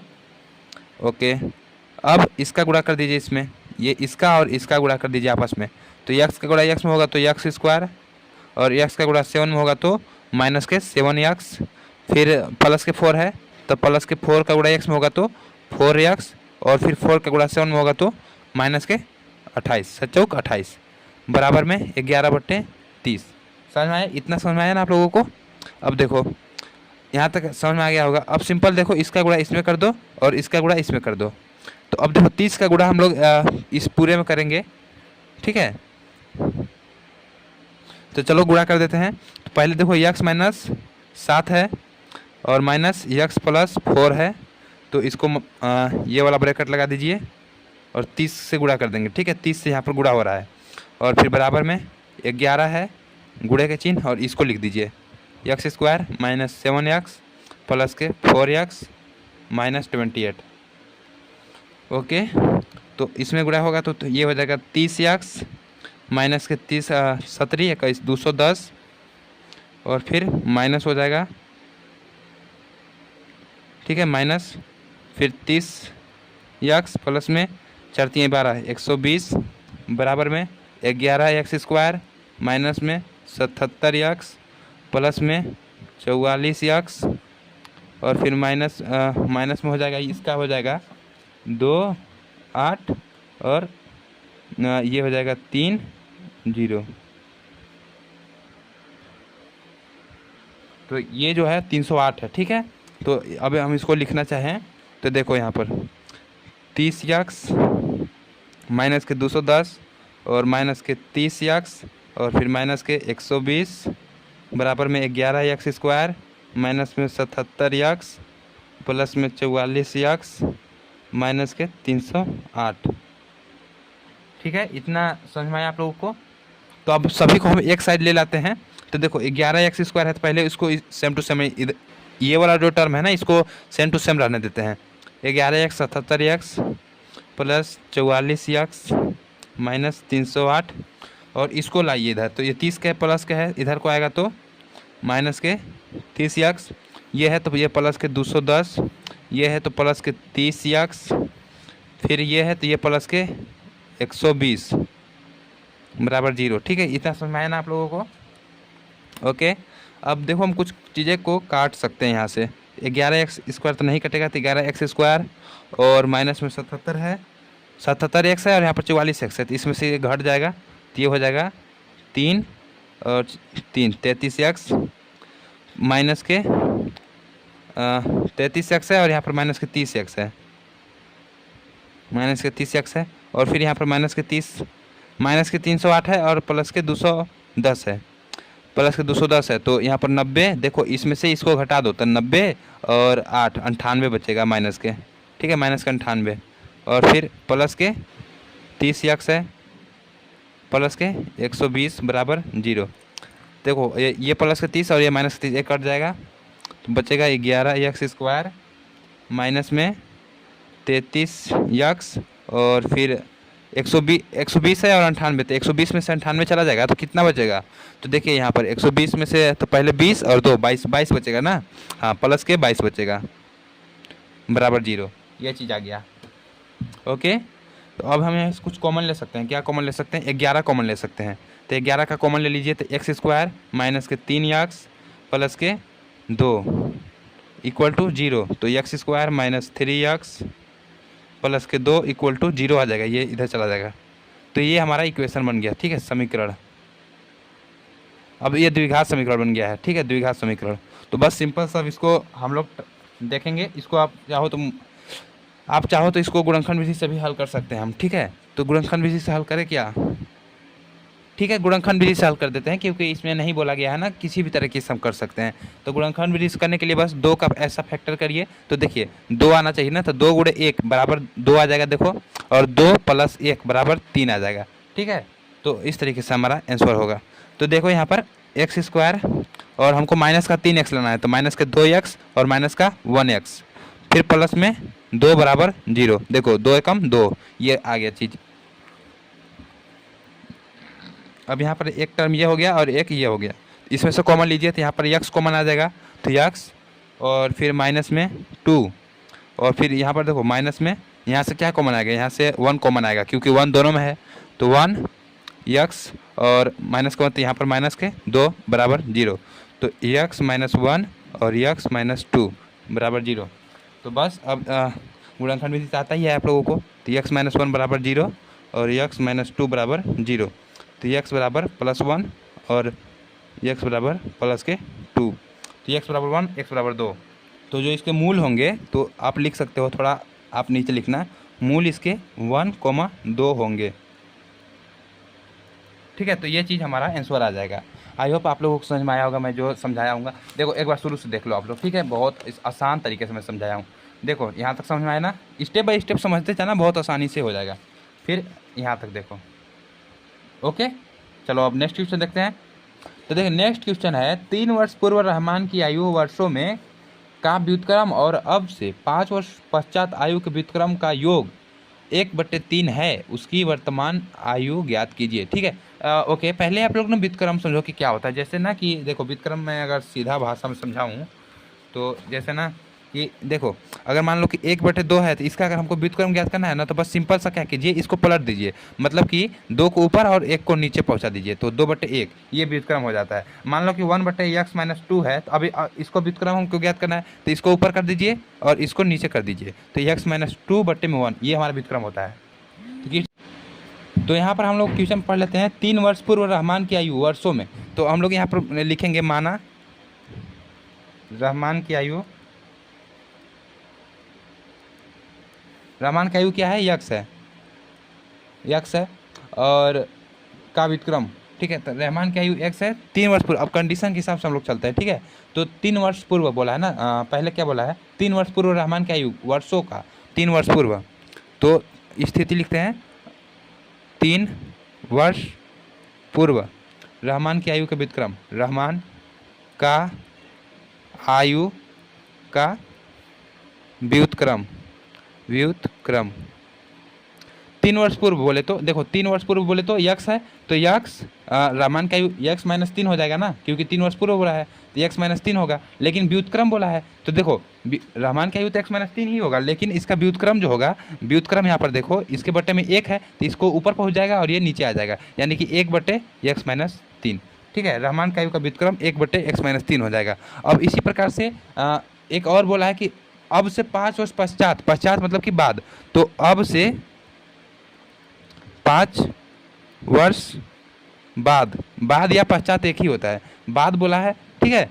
तो उसका व्युत्क्रम यक्स होता है ना, ठीक है। 5 वर्ष बाद आयु का व्युत्क्रम, ओके। तो 5 वर्ष बाद यक्स है तो यक्स प्लस में 5, यही उम्र होगा, x + 5 हो जाएगा। अब इसका व्युत्क्रम हमको करना है, तो व्युत्क्रम, व्युत्क्रम इसके बटे में 1 है तो इसको बस पलट दीजिए, तो 1/x + 5 हो जाएगा, ठीक है। और एक ये, तो अब हमारा देखो 2 चीज़ बन चुका है, 3 वर्ष पूर्व रहमान की आयु का व्युत्क्रम 1/x-3 और 3 अब से 5 वर्ष बाद का व्युत्क्रम 1/x + 5। तो अब इसका जो योग है, दोनों का व्युत्क्रम, आयु का व्युत्क्रम जो है इसका और इसका जो जोड़ने पर योग कितना आ रहा है, 1/x-3 प्लस में 1/x + 5, ये दोनों को जोड़ करके इसका योग 1/3 है, ठीक है। ये चीज़ आ रहा है। तो बस अब हमारा एक तैयार हो चुका है, सिंपल हम इसको बना सकते हैं। देखो अब इसका ना पहले सबसे गुणा इसमें कर दीजिए और फिर इसका गुणा इसमें कर दीजिए, तो x + 5 का गुणा 1 में करेंगे तो x + 5 ही रहेगा, फिर प्लस x-3 का गुणा 1 में करेंगे तो x-3 ही रहेगा, ठीक है। और फिर x का गुणा x में करिए तो x², फिर x का गुणा 5 में करिए तो प्लस के 5x, फिर -3 का गुणा x में कीजिए तो -3x, -3 का गुणा 5 में कीजिए तो -15 बराबर 1/3, ठीक है। अब देखो यहाँ से सिंपल है, चलो हम इसको ना थोड़ा इसको ब्रैकेट हटा देते हैं, क्योंकि ब्रैकेट का अब कोई मतलब नहीं है। देखो x + 5 फिर प्लस के x -3, ठीक, फिर बट्टे में x² प्लस के 5x -3x -15 बराबर 1/3। अब तो अब यहाँ तक आ गया है तो बहुत सिंपल से हो जाएगा। अब इसका गुणा इसमें कर दीजिए और इसका गुणा इसमें कर दीजिए, ठीक है। तो 3 का गुणा इसमें करेंगे तो देखो बार बार मैं क्या, छोटा छोटा चीज़ है, समझ में आ जाएगा आप लोगों को। 3 का गुणा x में होगा तो 3x, प्लस 3 का गुणा 5 में होगा तो 3×5 = 15, प्लस 3 का गुणा 5 में होगा तो 15, और प्लस में 3 का गुणा x में होगा तो 3x, और माइनस में 3×3 = 9 बराबर x² का गुणा 1 में होगा तो देखो ये तो सेम टू सेम ही आ जाएगा, x² प्लस 5x माइनस के 3x माइनस के 15, क्योंकि 1 में गुणा होगा तो सेम ही रहता है, ठीक है यार। अब चलो इसको हम लोग ना 75 कर लेते हैं, x² plus 5x minus 3x minus 15, और ये देखो इधर को आएगा तो ये -3x और फिर ये -15 और फिर -3x और फिर ये +9 बराबर 0, ये चीज़ आ जाएगा, ठीक है। कोई चीज़ कटेगा क्या इसमें, देखो कुछ चीज़ कटने लायक है, नहीं कोई चीज़ नहीं कटेगा, -15 5x कुछ नहीं कटेगा। तो चलो इसको सॉल्व कर लेते हैं। तो x² प्लस के 5x है और यहाँ पर -3 है तो यहाँ पर प्लस के 2x हो जाएगा। देखो ये वाला इसमें से घटा दिए हैं, ठीक है, प्लस के 2x, फिर -3x है तो -3x और फिर -15 और -15, तो यानी कि 30 हो जाएगा। देखो -15 और -15 30, ठीक है। और फिर माइनस के एक और 3x है तो -3x + 9 = 0, ठीक है। अब देखो x² और प्लस 2x और देखो -3 और -3 तो मिल करके ये -6x हो जाएगा, और 30 में से 9 चला जाएगा तो -21 बराबर 0। तो देखो x² और -4x हो जाएगा, 6 में से 2 चला जाएगा तो 4, यानी कि 4x -21 बराबर 0। तो हमारा ये देखो निकल के आ गया है, ठीक है। ये चीज़ समीकरण बन गया है हमारा, समीकरण, द्विघात समीकरण। अब इसको हल कर देंगे। अगर आपने समीकरण बनाना सीख गए तो आप मतलब सवाल ऐसे ही कर लोगे, ज़्यादा दिक्कत होगा नहीं, क्योंकि समीकरण बनाने में ही बच्चों का ज़्यादा दिमाग खराब होता है। ठीक है, तो इसका हम लोग ना गुणनखंड विधि से करते हैं। ठीक है, गुणनखंड विधि से ज़्यादा जल्दी हो जाएगा। गुणनखंड विधि से, गुणनखंड विधि से तो सिंपल देखो, यहाँ पर समीकरण हमारा है एक्स स्क्वायर माइनस के 4x माइनस 21 इक्वल टू 0। देखो बहुत सिंपल है। ठीक है, हम लोगों को -4 लाना है और 21 है लाना है। तो देखो 21 का ऐसा फैक्टर करो ना कि ये चीज़ मतलब कि जोड़ने घटाना पर तो 4 है, लेकिन गुणा करने पर कैसे आ जाए। तो देखो अगर हम दिमाग लगाए हैं तो 7 गुणे 3 17 21 हो जाएगा, और अगर 7 में से 3 को घटा देंगे तो ये 4 आ जाएगा। समझ रहे हैं, तो थोड़ा सा दिमाग लगाना पड़ता है सब सवालों में, क्योंकि सब ट्रिकी सवाल हैं और थोड़ा दिमाग नहीं लगाएंगे तो कर नहीं पाएंगे आप। तो एक्स स्क्वायर और -4 लाना है, तो हम यहाँ पर माइनस के 7x में से प्लस के 3x घटा देंगे। तब देखो माइनस के 7 में से 3 चला जाएगा, तो यही चीज़ लिखा है, हम यही चीज़ लिखते हैं, खाली बस इसको फैक्टर कर देते हैं। तो माइनस के 7 में से प्लस का 3 जाएगा तो यही चीज़ आएगा, और फिर माइनस में 21 इक्वल टू 0। अब यहाँ से एक टर्म ये और एक ये। अब यहाँ से हम क्या कॉमन ले सकते हैं, यहाँ से यक्स कॉमन ले सकते हैं, तो यक्स -7, और फिर प्लस में यहाँ से क्या कॉमन लेंगे, यहाँ से 3 कॉमन लेंगे, तो यहाँ पर यक्स माइनस के 17 21 यानी कि 3 बाहर आ जाएगा बराबर 0। तो अब देखो इसको x+3 को 1 में लिख लीजिए, x+3, और x-7 को 1 में, और फिर अब देखो x+3 बराबर 0 और x-7 बराबर 0। तो x बराबर माइनस के 3 आ जाएगा, और x बराबर ये इधर को चला जाएगा तो प्लस के 7 प्लस के 7। अब आप लोगों को पता है कि हम ऋणात्मक नहीं ले सकते, तो हम धनात्मक ही लेते हैं। तो ऋणात्मक नहीं लिया जा सकता, नहीं लिया जा सकता है, अतः धनात्मक वैल्यू, धनात्मक मान 7 है। अतः रहमान की आयु जो है, रहमान की आयु क्या है, 7 वर्ष है। तो हम लोग यहाँ पर डायरेक्ट लिख देंगे रहमान की आयु 7 वर्ष है। ठीक है, तो यहाँ तक आप लोग समझ में आया होगा। तो यही इसी तरीके से करना है। देखो यहाँ पर ऋणात्मक आया मान ना, ये देखो ये मान ऋणात्मक है, तो इसको हम लोग नहीं लेंगे, जो धनात्मक रहता है उसी को लिया जाता है। तो धनात्मक जो मान है वो 7 है, इसलिए इसका आंसर 7 हो जाएगा। एक क्लास टेस्ट में शेफाली के गणित और अंग्रेजी में प्राप्त किए गए अंकों का योग 30 है। ठीक है, यदि उसको गणित में 2 अंक अधिक और अंग्रेजी में 3 अंक कम मिले हों तो उनके अंकों का गुणनफल 210 होता है। उसके द्वारा दोनों विषयों में प्राप्त किए गए अंक ज्ञात कीजिए। ठीक है, 5वां क्वेश्चन है। ठीक है, एक क्लास टेस्ट में शेफाली के गणित और अंग्रेजी का प्राप्त किए गए अंकों का योग 30 है। ठीक, ओके। तो अब सिंपल हम लोग क्या कुछ मान लेंगे, क्या मानेंगे, माना कि गणित में उस x अंक उसको मिले हैं। ठीक है, माना शेफाली के गणित में प्राप्त अंक क्या है, गणित में प्राप्त अंक x है, यक्स है। तो जब गणित में प्राप्त अंक यक्स है, तो जो मतलब दोनों का योग, जैसे कि अगर दोनों का योग अगर हमारा जो है 30 है, मतलब कि गणित और अंग्रेजी है ना, हाँ, गणित और अंग्रेजी दोनों को मिला करके 30 होता है। तो गणित को हम लोगों ने यक्स माना है, तो अगर हम अलग समझें तो देखो गणित यहाँ पर यक्स है और प्लस में अंग्रेजी, ये दोनों को मिला करके कितना है, 30 अंक है। तो अगर हम लोग अंग्रेजी का ज्ञात करें, अंग्रेजी को अगर हमको ज्ञात करना रहेगा, तो अंग्रेजी बराबर हो जाएगा 30, और ये प्लस के इधर आएगा तो माइनस के 30 माइनस एक्स, यही चीज़ होगा ना। तो अंग्रेजी में क्या, और फिर अंग्रेजी का क्या हो जाएगा, यक्स है, तब अंग्रेजी में प्राप्त अंक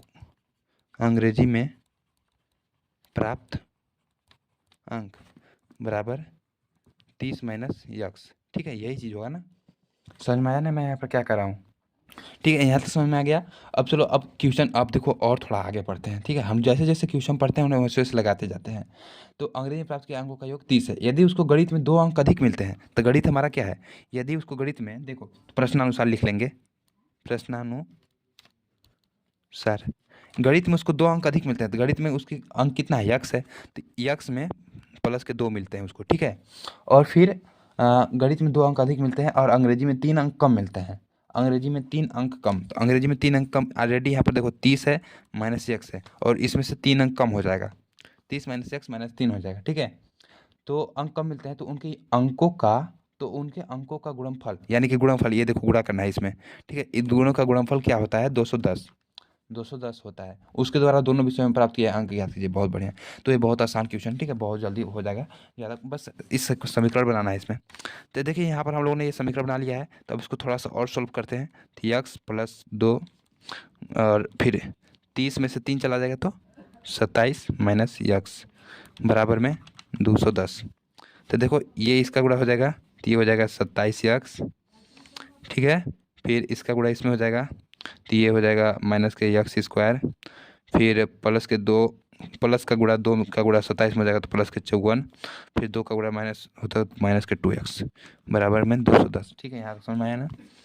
अब देखो माइनस के एक्स स्क्वायर है, पहले यहाँ देखो प्लस के 27 है और यहाँ पर माइनस के 2x है, तो यहाँ पर पहले तो माइनस एक्स स्क्वायर लिख लो, और फिर प्लस के 27 में से माइनस के 2x चला जाएगा तो प्लस के 25x बचेगा ना, और फिर प्लस के 54 बराबर 210। अब यहाँ से माइनस हम कॉमन ले लेंगे क्योंकि माइनस शुरू में आ रहा है ना, तो माइनस कॉमन लेंगे तो एक्स स्क्वायर प्लस में माइनस में 25x और फिर माइनस के 54 इक्वल टू 210, यहाँ पर माइनस है x square minus 25x minus 54 बराबर 210। समझ में आया ना, 210 हो जाएगा। तो यहाँ पर 210 आ गया है हमारा। तो अब इसको ना थोड़ा इधर पक्षांतर कर लेते हैं, तो एक्स स्क्वायर माइनस, अरे ये वाला माइनस यहाँ पर है, ये वाला माइनस यहाँ पर है, x square minus 25x minus 54, और इधर को आएगा तो ये प्लस के 210 इक्वल टू 0। तो यहाँ पर एक्स स्क्वायर माइनस 25x और फिर प्लस में से 210 में से 54 चला जाएगा तो कितना बचेगा, तो यहाँ पर 156 आ जाएगा, 156 बराबर 0। अब यहाँ पर देखो हम लोग कुछ कॉमन ले सकते हैं, कॉमन क्या लेंगे, कुछ नहीं कॉमन। अब देखो यहाँ पर समीकरण हमारा प्राप्त हो गया है, तो प्राप्त समीकरण द्विघात समीकरण।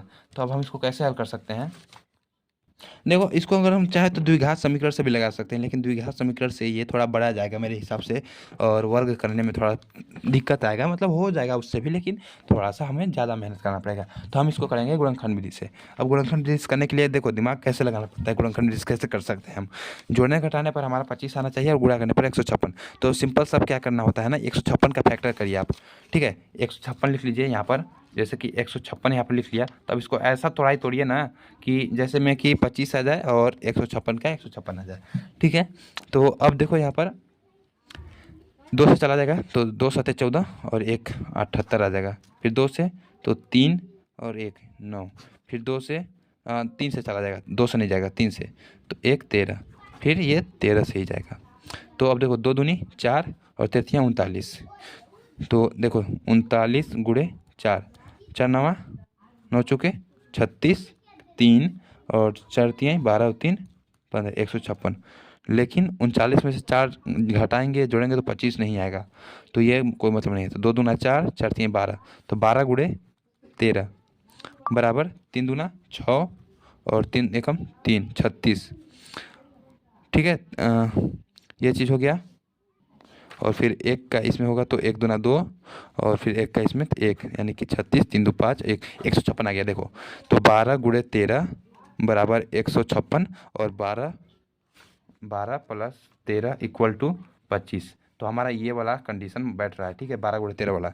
तो अब देखो यहाँ पर एक्स स्क्वायर, अब हमको यहाँ पर माइनस के 25 लाना है, तो माइनस के 12x और फिर माइनस के 13x, फिर प्लस में 156 इक्वल टू 0। ये चीज़ होगा हमारा गुणनखंड विधि से थोड़ा सा लाइट का समस्या है, ठीक है, गुणनखंड विधि से। तो अब यहाँ पर देखिए ये वाला टर्म हो गया और ये वाला टर्म हो गया, तो यहाँ पर क्या कॉमन आएगा, यहाँ पर x कॉमन आएगा, तो x माइनस के 12, और फिर यहाँ पर क्या कॉमन आएगा, यहाँ पर माइनस के 13 कॉमन आ जाएगा, माइनस के 13 कॉमन आएगा, तो x और फिर माइनस के यहाँ पर देखो 156 में 13 का भाग करेंगे तो 12 आएगा बराबर 0, आप करके देख लेना। तो x माइनस 13 और x एक्स माइनस 12, ठीक है। तो यहाँ पर x माइनस 13 और x माइनस 12 आ गया, तो x माइनस 13 बराबर 0, x माइनस 12 बराबर 0, यह चीज़ हमारा आंसर आएगा। और इसको थोड़ा आगे करते हैं, तो x माइनस x बराबर प्लस के 13 और x बराबर प्लस के 12, ठीक है। तो हमें यहाँ पर दो आंसर मिलते हैं, क्या मिलता है, 13, x बराबर 13 और x बराबर 12, दोनों ही धनात्मक है, ठीक है।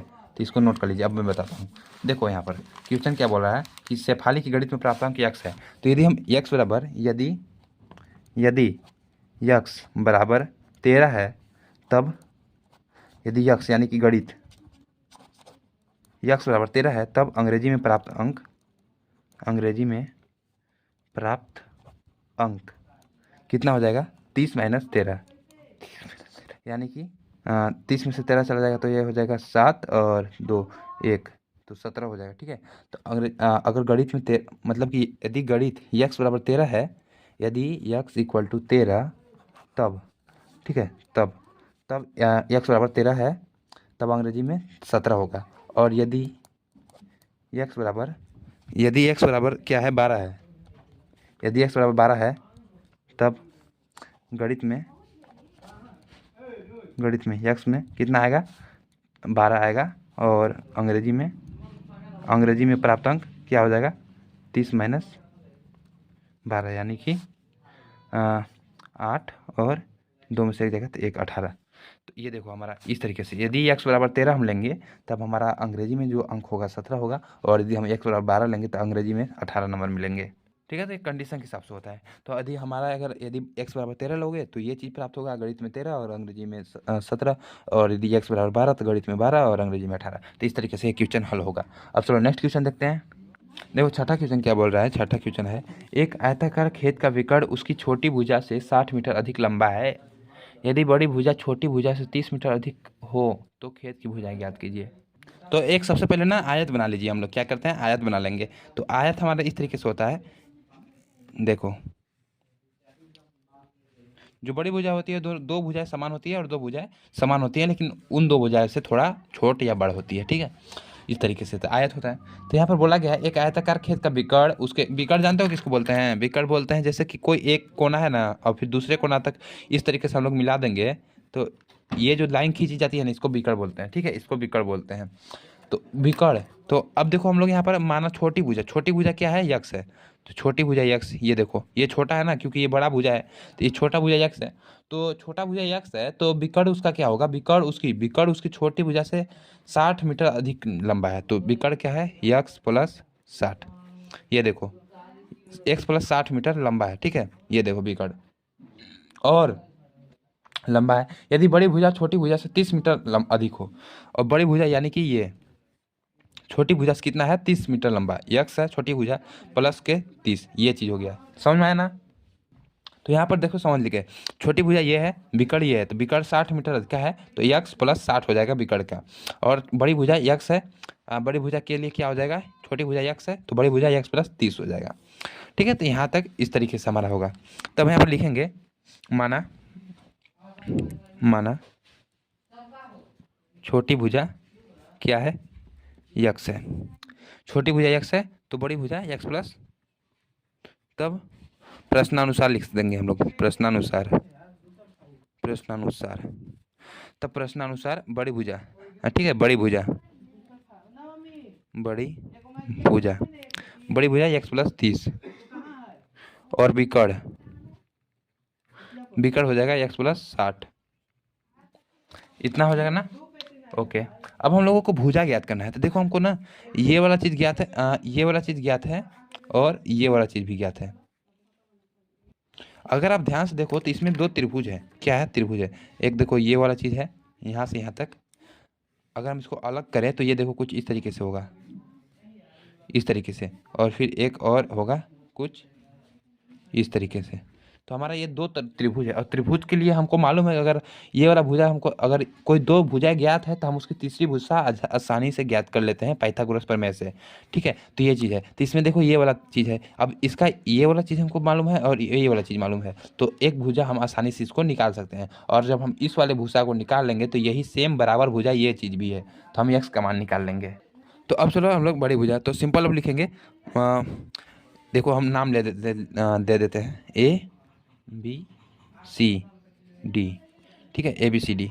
तो त्रिभुज ए बी सी में पाइथागोरस प्रमेय। ठीक है, पाइथागोरस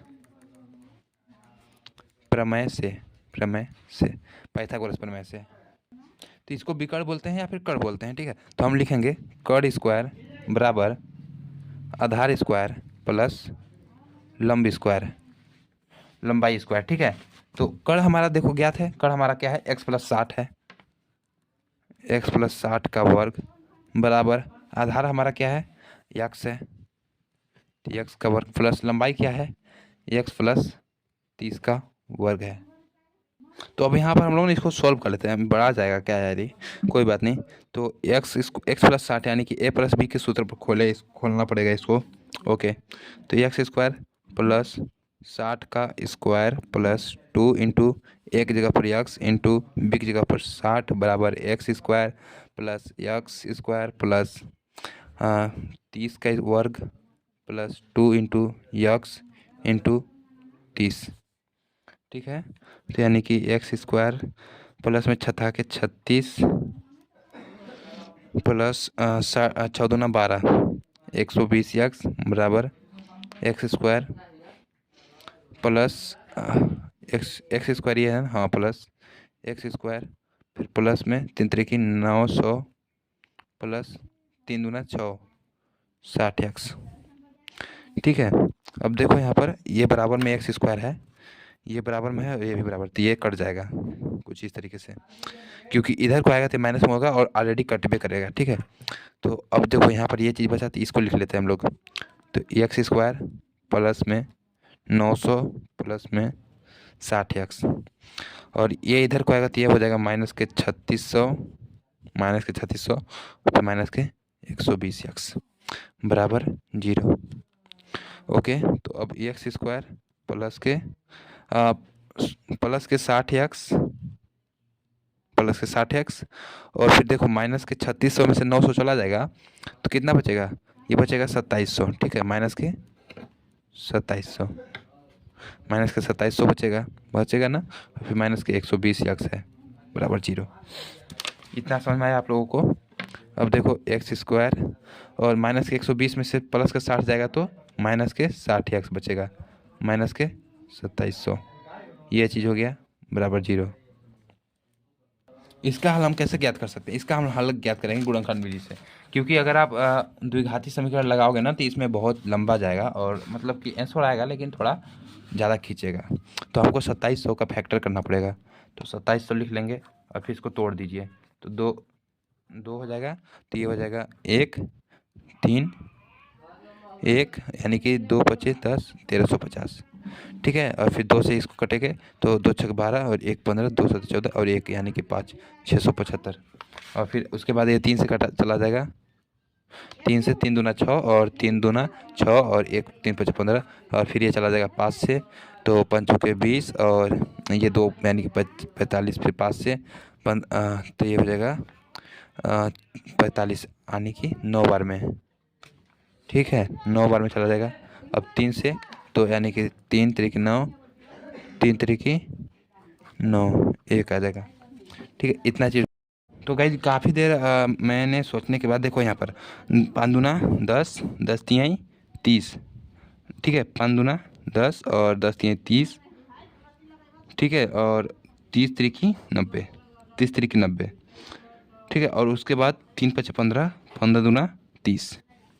तो यहाँ पर मेरा आ गया 90 और गुणे 30, 9 तिहाई देखो इतना हो जाएगा 2700 और उसके बाद 90 में से यदि 30 चला जाएगा तो ये आ जाएगा 60। समझ में आया? इस तरीके से इसका आंसर होगा।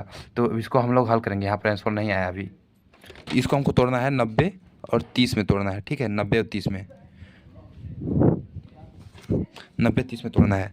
तो अब देखो एक्स स्क्वायर और माइनस के 60 लाना है ना हमको, तो माइनस के 90x प्लस के 30x माइनस के 2700 बराबर 0।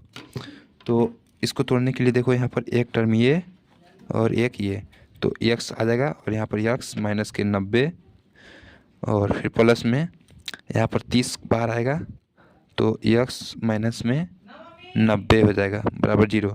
तो x प्लस 30 और x माइनस 90 यानी कि बराबर 0, ठीक है। तो इतना आ गया। तो अब यहाँ पर देखें तो x प्लस 30 बराबर 0 और x माइनस 90 बराबर 0। तो x बराबर माइनस के 30, x बराबर माइनस 30 और x बराबर 90 प्लस के। तो यहाँ पर हम लोग माइनस 30 है, इसको नहीं लेंगे तो धनात्मक लेंगे, तो धनात्मक लेंगे बराबर 90। तो यहाँ पर 90 आएगा, तो यहाँ पर 90 मीटर हो जाएगा, ठीक है, 90 मीटर हो गया। अब जब 90 मीटर हो गया धनात्मक लेने पर 90 मीटर, तो हमारा जो छोटी भुजा x था, x बराबर 90 मीटर आ गया, x बराबर 90 मीटर। तो x बराबर 90 मीटर हो गया, ठीक है। जो छोटी भुजा 90 हो गया, तो छोटी भुजा बराबर, जो छोटी भुजा x है ना, तो x बराबर 90, x बराबर 90 और बड़ी भुजा, तो देखो बड़ी भुजा x प्लस 30 यानी कि 90 प्लस 30 बराबर 120 मीटर। तो यहाँ पर हमारा जो आंसर आया कुल मिलाकर के आंसर आया 90 मीटर और 120 मीटर। तो ये चीज़ हमारा आंसर आ गया। आई होप आप लोगों को समझ में आया होगा। चलो नेक्स्ट क्वेश्चन देखते हैं।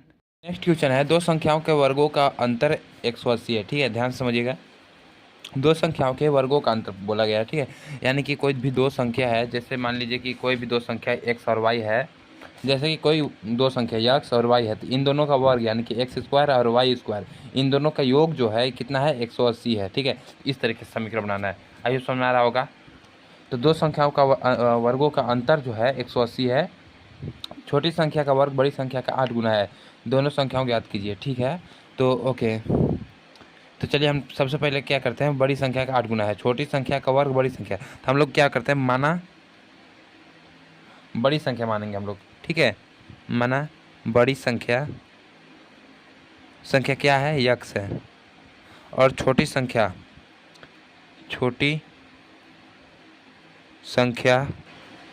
का वर्ग, छोटी संख्या का वर्ग क्या है, छोटी संख्या का वर्ग बड़ी संख्या का 8 गुना है। तो बड़ी संख्या क्या है, x है, तो इसके 8 गुना यानी कि 8x हो जाएगा, ठीक है।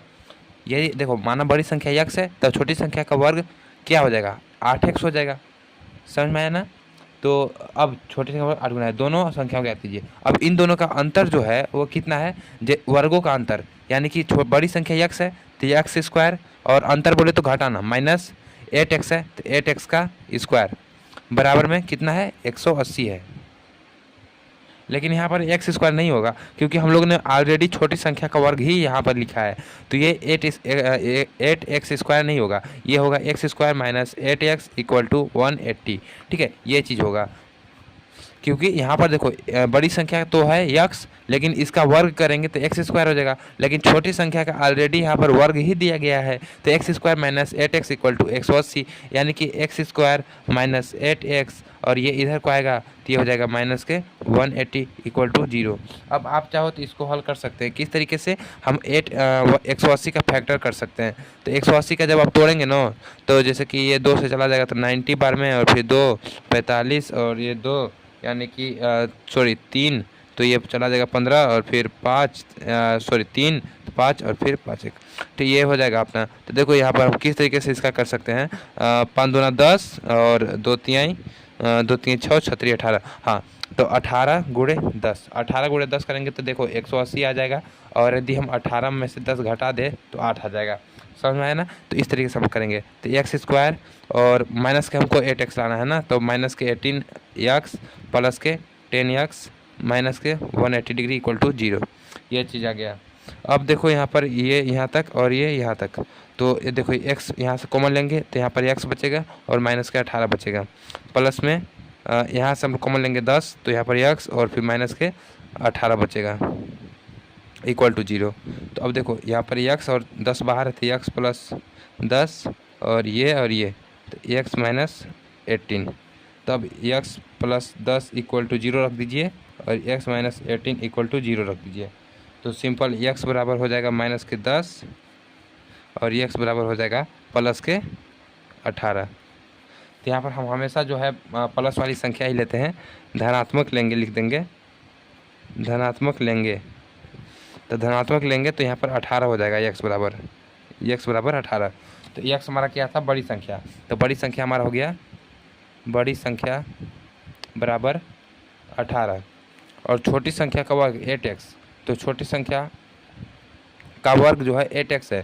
तो यहाँ पर सिंपल छोटी संख्या हो जाएगा 8 गुणे छोटी संख्या का वर्ग, यानी कि ये चीज़ हो जाएगा 8 गुणे 18। ठीक है, 8 8 64 के 4 6 और 8 कम 8 और 6 14 144। ठीक है, तो यहाँ पर बड़ी संख्या जो है, यहाँ पर हम लिखते हैं तो बड़ी संख्या तो हमारा 18 आ गया 18 और छोटी संख्या का वर्ग, छोटी संख्या और इसका वर्ग है। ठीक है, कितना है 144। तो अब छोटी संख्या अगर हमको ज्ञात करना है तो वर्ग को इधर पे हटा देंगे। तो छोटी संख्या बराबर अंडरवुड में 144। तो जब आपको मालूम है कि छोटी संख्या बराबर 144 किसका अंडरवुड होता है, 12 का। तो सिंपल यहाँ पर हमारा आंसर जो आएगा बड़ी संख्या 18 छोटी संख्या 12। ठीक है, किताब में आप लोगों को और चीज़ दिया होगा, यहाँ पर ये प्लस माइनस का आता है। ठीक है, तो अब दिया होगा एक और दिया होगा कि या बड़ी संख्या बराबर 18 छोटी संख्या बराबर माइनस के 12, क्योंकि एक बार हम प्लस कर लेंगे और एक बार माइनस कर लेंगे तो ये दो जो हल है यही प्राप्त होगा। तो यही हमारा आंसर हो जाएगा। ठीक है, चलिए नेक्स्ट क्वेश्चन देखते हैं। देखो क्वेश्चन है, एक रेलगाड़ी एक समान चाल से 360 किलोमीटर की दूरी तय करती है।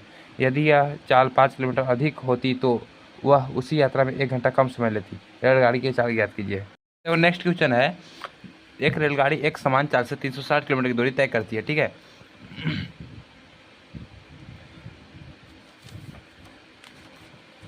देखो नेक्स्ट क्वेश्चन है, एक रेलगाड़ी एक समान चाल से 360 किलोमीटर की दूरी तय करती है। ठीक है, 360 किलोमीटर दूरी तय करती है। यदि वह चाल 5 किलोमीटर अधिक होती तो वह उस यात्रा को 1 घंटा कम समय में लेती।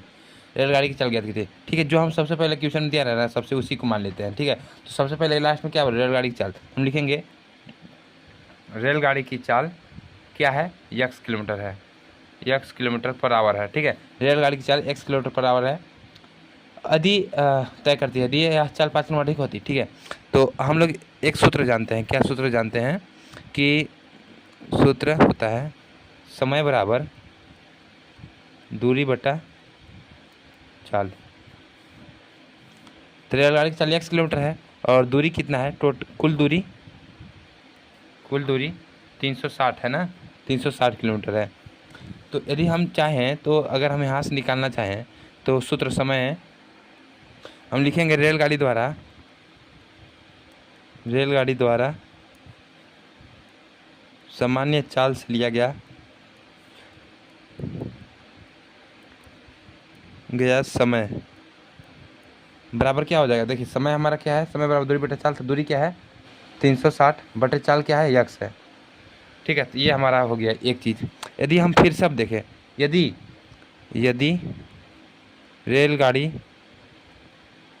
रेलगाड़ी की चाल में कितना होता है, 5 किलोमीटर अधिक होती है। यदि रेलगाड़ी की चाल 5 किलोमीटर पर आवर अधिक हो जाए तब देखिए समय, तब लिया गया समय। ठीक है, समय बराबर 360 से दूरी रहेगा बट्टे x और समय 5 किलोमीटर अधिक, तो यानी कि x + 5 हो जाएगा। ठीक है, ये चीज़ यहाँ तो समझ में आना, x + 5 हो जाएगा। अब उसके बाद यहाँ पर बोला है कि हो जाए तो उस यात्रा को 1 घंटा समय ले, तब हम दोनों को बराबर लिख लेंगे। 360 बाई x बराबर 360 बाई x + 5। अब अगर इसमें इतना की वृद्धि हो रहा है तो इस वाले समय में 1 घंटा कम ले गए। ठीक है, मतलब कि ये वाला जो है इसमें अगर चाल की बढ़ोतरी हो जा रही है 5 किलोमीटर पर आवर की, तो ये जो समय दिया गया है इसमें 1 घंटा कम लेगा। ठीक है, इस तरीके से। तो यहाँ देखो हमारा एक समीकरण बन गया, प्रश्नानुसार लिख दो, प्रश्नानुसार 360 by x - 1 equal to 360/x+5। तो अब इसको हम एक साइड में लेंगे तो 360/x, और ये इधर को ये प्लस का है, इधर को आएगा तो माइनस का 360/x+5 इक्वल टू ये माइनस का इधर को जाएगा तो प्लस का 1। समझ में आया ना। अब देखो इसका गुणा इसमें और इसका गुणा इसमें और फिर इसका गुणा इसमें, तो 360 गुणे x करेंगे तो 360x प्लस ये हो जाएगा आपका 36 है ना, तो 18, यानी कि 0 0 1800 हो जाएगा। और फिर इसका गुणा इसमें हो गया है। अब उसके बाद x का गुणा इसमें हो जाएगा तो 360x हो जाएगा बराबर 1, और बट्टे में इसका गुणा कीजिए तो x² और फिर प्लस में 5x।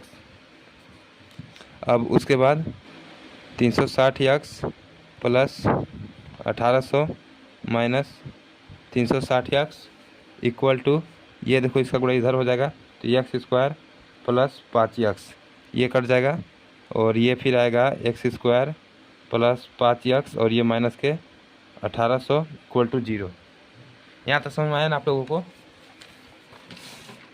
ओके, अब इसके आगे देखिए तो x² minus 5 x² plus 5x minus 1800, तो सिंपल अब इसको हम 1800 को तोड़ेंगे तो 1800 का ही गुणनखंड में सॉल्व करते हैं। तो देखो 2 900 2 और 450 फिर 2, यानी कि ये हो जाएगा आपका 2 और ये 2 और ये 5, 225 फिर 3 तो 70 21 और 5 7 5 35, फिर 3 से चला जाएगा, 3 दूना 6 और फिर 1 यानी 3 5 25, फिर 5 से 50 25 50 25 और फिर 5 1, यानी कि हमको 5 लाना है ना। तो 50 25 25 तियाँ 75 और 2 दूनी 4 4 तियाँ 12 12 तियाँ 36, यहाँ तक तो नहीं आएगा। तो यहाँ पर देखो 2 दूना 4 4 दूना 8 और 8 5 40, देखो ठीक है, ये 2 दूना 4 4 दूना 8 और 8 5 40 और 5 तियाँ 15 15 तियाँ 45, तो 40 गुणे, तो यहाँ पर देखो 40 गुणे 45 आ जाएगा। ठीक है, 40 गुणे 45 आ जाएगा, और 45 में से 40 जाएगा तो हमारा आंसर भी आ जाएगा। तो सिंपल इसको हम तोड़ देंगे x² और प्लस का 5 लाना है ना, तो यहाँ पर प्लस के 45x और माइनस के 40x माइनस 1800 इक्वल टू 0। तो बस सिंपल से यहाँ तक फिर यहाँ से यहाँ तक, यहाँ से x कॉमन लीजिए तो x प्लस 45 और माइनस के यहाँ पर 40 कॉमन लीजिए तो x माइनस के यहाँ पर माइनस माइनस प्लस हो जाएगा ना, तो यहाँ पर 45 इक्वल टू 0। तो x माइनस 40 और x प्लस 45 इक्वल टू 0, तो x माइनस 40 इक्वल टू 0 और x प्लस 45 इक्वल टू 0। तो x बराबर 40 और x बराबर माइनस 45। तो यहाँ पर देखिए रेलगाड़ी की चाल, देखो ये वाला ऋणात्मक है तो ऋणात्मक नहीं होगा, ऋणात्मक नहीं हो सकती है, अतः उत्तर x बराबर 40 है। ठीक है, x बराबर 40 किलोमीटर प्रति आवर। तो ये इसका आंसर आएगा। आई होप आप लोगों को समझ में आया होगा। देखो नेक्स्ट क्वेश्चन क्या है, 2 पानी के नल एक साथ एक हौज को, जैसे कि मानो कि ये कोई एक बड़ा सा हौज है, बर्तन है, ठीक है, ये देखो अब कोई 2 पानी का नल है, ठीक है, यानी कि कुछ इस तरीके से, और एक है ये पतला सा और ये हल्का बड़ा है, ठीक है, और एक ये पतला है। तो ये बोला है कि 2 पानी के नल एक साथ एक हौज को 9 सही 3/8 घंटों में भर सकते हैं। बड़े व्यास वाले नल, मतलब कि ये बड़ा व्यास है ना, तो बड़ा व्यास वाला नल को भरने में कम व्यास वाले नल से 10 घंटे कम समय लगता है। इसको जितना घंटा लगेगा इसको जितना घंटा लगेगा इसको इससे 10 घंटे कम लगेगा। ठीक है, प्रत्येक द्वारा अलग अलग हौज भरने के समय जाती है। बहुत बढ़िया। तो ओके, हल लिखते हैं कि यहाँ पर क्या रहेगा, बड़े व्यास वाले नल हौज को भरने में कम व्यास वाले एक माइनस वाले नल से 10 घंटे कम समय लेता है। ठीक है, ओके। तो लिखेंगे छोटे व्यास वाले नल, छोटे व्यास वाला नल इक्वल टू यक्स है। छोटे व्यास वाला नल यक्स है, यक्स घंटा समय लेता है। ठीक है, छोटे व्यास वाला नल द्वारा लिया गया समय यक्स है। तब बड़े व्यास वाले नल को हौज भरने में लिया गया समय। देखो छोटे व्यास से x घंटा कम लेता है, मतलब कि ये x घंटा ले रहा है तो ये 10 घंटा कम लेगा इससे, तो ये x माइनस 10 आवर हो जाएगा। ठीक है, ये आवर है तो x माइनस 10 आवर हो जाएगा ये चीज़। अब क्वेश्चन पढ़ो कि कम या 10 घंटे कम समय प्रत्येक द्वारा अलग अलग हौज को भरने में समय ज्ञात कीजिए। और दो पानी के नलों के एक साथ एक हौज को भरने में, और अगर दोनों मिल जाए तो दोनों मिलकर भरते हैं, मिलकर भरने, दोनों को मिलकर भरने में लिया गया समय। आप अपनी भाषा में बना कर लिख सकते हो। दोनों को मिलकर लिया गया समय क्या है, 9 सही 3/8, यानी कि 8 9 72 और 3 75/8 आवर है। ठीक है, 75/8 आवर है। यहाँ तक समझ में आया ना आप लोगों को? ओके। अब 1 घंटा में 10 घंटे कम समय प्रत्येक द्वारा अलग अलग प्रत्येक द्वारा, तो अगर हम माने छोटे व्यास वाला नल द्वारा कितना समय भरा जाएगा, यक्स है इसका व्यास। ठीक है, द्वारा समय लिया गया यक्स है, तो कितने घंटे में भरेगा, मतलब एक है तो 1/x ही बार में ही भरेगा ना, x/x बार। तो देखो छोटे व्यास वाला नल टंकी का 1/x भाग को भरेगा। ठीक है, भाग को भरेगा, क्योंकि हमको समय ज्ञात करना है ना कि कितने घंटे में भरेगा। तो ये देखो अगर छोटे व्यास वाला द्वारा नल द्वारा लिया गया समय x है, तो अगर पूरा एक टंकी है तो उसको हम जब पूरा पलटेंगे तो देखो इसके कुछ नहीं है तो इसके बटे में 1 कर दीजिए और इसको पलट दीजिए तो उतना ही घंटा लेगा ये। ठीक है, तो छोटा व्यास वाला नल द्वारा टंकी को भरने में लगा समय 1/x है। और फिर इसी प्रकार से बड़े व्यास वाला नल टंकी को भरने में लगा समय इक्वल टू x माइनस 10 है तो इसके बटे में 1 करके पलट दीजिए तो 1/x माइनस 10 आवर लेगा। और अगर दोनों मिल कर के भरे, दोनों मिलकर भरने में लगा समय बराबर क्या हो जाएगा, देखो ये 75/8 था तो इसका बस उल्टा कर दीजिए तो 8/75 हो जाएगा, 8/75 आवर हो जाएगा। अब सिंपल है, अब हम लोग तो अब ये दोनों मिलकर के भरेंगे, तो जब दोनों मिलकर भरेंगे तो इसमें कितना समय लगेगा। देखो यहाँ पर हमारा क्या है 1/x है, तो यहाँ पर लिखेंगे 1/x प्लस ये क्या है 1/x माइनस 10 है बराबर 8/75 है। ठीक है, यहाँ तक समझ आया ना? अब सिंपल इसको हल करिए, देखो इसका गुणा कीजिए फिर इसमें गुणा कीजिए तो x माइनस के 10 इक्वल प्लस x हो जाएगा इक्वल टू 8/75 और 8/75 इसका गुणा इसमें कर दीजिए और फिर इसके बटे में x स्क्वायर हो जाएगा और फिर माइनस में 10x हो जाएगा।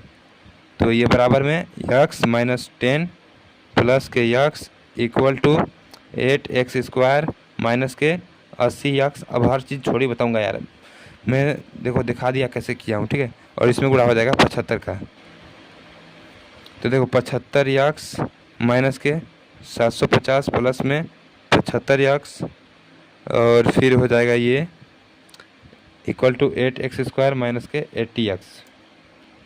तो अब सिंपल देखिए क्या कीजिए 75x minus 750 plus 75x minus के 8x स्क्वायर प्लस के 80x 75 कर दिए हैं। ठीक है, तो अब देखिए यहाँ पर प्लस के 80 है और यहाँ पर सब तो प्लस में लग रहे हैं यार, ये भी प्लस है ये भी प्लस, तो 75 75 150 और 80 यानी कि 230 x और फिर ये हो जाएगा माइनस के 8x स्क्वायर प्लस के 230 और फिर 750 है ना माइनस के, तो माइनस के 750 इक्वल टू 0। तो बस यहाँ पर माइनस है पहले में तो इसको बाहर निकाल लेंगे तो 8x स्क्वायर और फिर माइनस के 230x और फिर प्लस के 750 इक्वल टू 0, यानी कि 8x² माइनस के 230 प्लस 750 इक्वल टू 0। अब यहाँ से क्या कॉमन आ सकता है? यहाँ से अगर हम चाहें तो 2 को कॉमन ले सकते हैं या फिर 8 कॉमन आ जाएगा क्या? हम चाहें तो यहाँ से 2 कॉमन ले सकते हैं। तो यहाँ से 2 कॉमन लेंगे तो 4x² माइनस के ये हो जाएगा 1 और ये हो जाएगा 15 प्लस ये हो जाएगा अपना 3 और एक यानी कि 7 और ये 5 इक्वल टू 0, यानी कि 4x² minus 115 plus 375 equal to 0। अब इसका सिंपल सा कैसे कर सकते हैं हम इसको? तो बस सिंपल इसको पहले इसका और इसका गुणा कर दीजिए।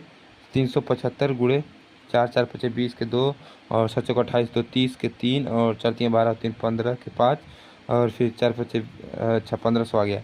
ठीक है, तो ये 1500 आया। तो 1500 का फैक्टर करना है कि 115 आ जाए और जोड़ने गुणा करने पर 375 आ जाए। तो चलिए देखते हैं। तो देखो अगर थोड़ा सा दिमाग लगाओगे तो ऐसे ही आंसर पता चल जाएगा। यहाँ पर हमको 115 लाना है, तो यदि हम 100 प्लस 15 करें तो यहाँ पर 115 आ जाएगा। और अगर 100 गुणे 15 करें, 100 गुणे 15 करें तो ये 1500 आ जाएगा। ठीक है, 100 गुणे 15 तो 1500 आ जाएगा। तो बस सिंपल सा यहाँ पर 4x² और माइनस के 115 लाना है ना हमको, तो यहाँ पर हम माइनस के 100x और माइनस के 15x और प्लस के 375 इक्वल टू 0, ये चीज़ हो गया। अब सिंपल ये देखो ये कॉमन और ये इसमें से कॉमन ले लो। इसमें से क्या कॉमन आएगा? इसमें से आपका 4 बाहर आ जाएगा तो 4x² हो जाएगा और माइनस सॉरी यहाँ से 4x कॉमन आएगा। 4x कॉमन ले लेंगे तो यहाँ पर x बचेगा और फिर माइनस में यहाँ पर 4 5 20 यानी कि 20 के 80 25 हो जाएगा। ठीक है, और यहाँ से क्या कॉमन आएगा? यहाँ से माइनस के 15 कॉमन आ जाएगा। माइनस के 15 तो x और फिर माइनस और यहाँ पर ये हो जाएगा 15 दूना 30 और ये 5 75 15 75 25, तो यानी कि 4x माइनस 15 और x माइनस 25 और ये 4x माइनस 15 इक्वल टू 0 और x माइनस 25 इक्वल टू 0। तो सिंपल है अब, यानी कि x बराबर माइनस के 15 इधर को जाएगा तो प्लस के 15 और ये 4x है तो x बराबर 15/4, x बराबर 15/4 और x minus 25 equal to 0, x बराबर 25।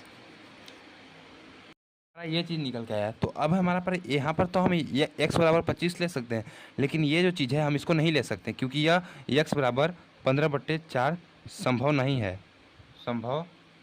है क्योंकि यह 10 घंटे से भी कम आएगा। देखो 4 का भाग 15 में भाग दोगे तो 10 घंटे से 5 घंटे से भी कम आएगा। तो x बराबर 25 लेंगे हम। ठीक है, तो x बराबर 25 लेने पर x बराबर 25। ठीक है, तो x बराबर 25 इसका उत्तर होगा। लेकिन यहाँ पर x हम लोगों ने क्या माना है? छोटे व्यास वाला नल x है। ठीक है, तो छोटे व्यास वाला नल x है तो सिंपल यहाँ पर छोटे व्यास वाला नल तो 25 हो गया। तो और समय की बात हो रहा है ना, तो छोटे व्यास द्वारा समय कितना लिया जाएगा? समय लिया जाएगा 25 घंटा और बड़े व्यास वाला द्वारा लिया गया समय x माइनस 10। तो बड़े व्यास तो x माइनस 10 x हमारा 25 माइनस 10 यानी कि 15 घंटा। तो इस तरीके से इसका आंसर आएगा।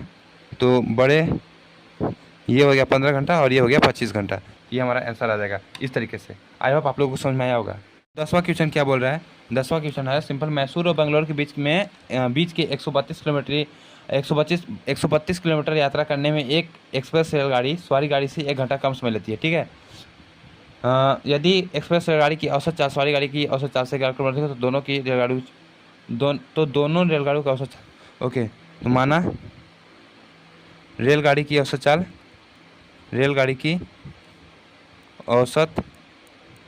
चाल x है और टोटल दूरी 132 किलोमीटर है। ठीक है, 132 किलोमीटर है टोटल दूरी। अब ये समय बराबर जानते हैं हम लोग, समय बराबर दूरी बट्टा चाल होता है। ठीक है, दूरी बट्टा चाल होता है। ठीक है, ये समय होता है। तो यदि हम माने कि एक एक्सप्रेस गाड़ी सवारी गाड़ी से 1 घंटा कम समय लेती है तो पहली स्थिति 1 सवारी गाड़ी कम समय लेती है, 1 घंटा कम समय लेती है। यदि एक्सप्रेस गाड़ी का औसत चाल सवारी गाड़ी की औसत चाल से अधिक हो तो हम लोग यहाँ पर रेलगाड़ी की चाल ना मान कर पहले सवारी गाड़ी की मानते हैं, ठीक है। सवारी गाड़ी की औसत चाल x है, तो टोटल दूरी 132 किलोमीटर है। तो स्थिति 1, सवारी गाड़ी द्वारा लिया गया समय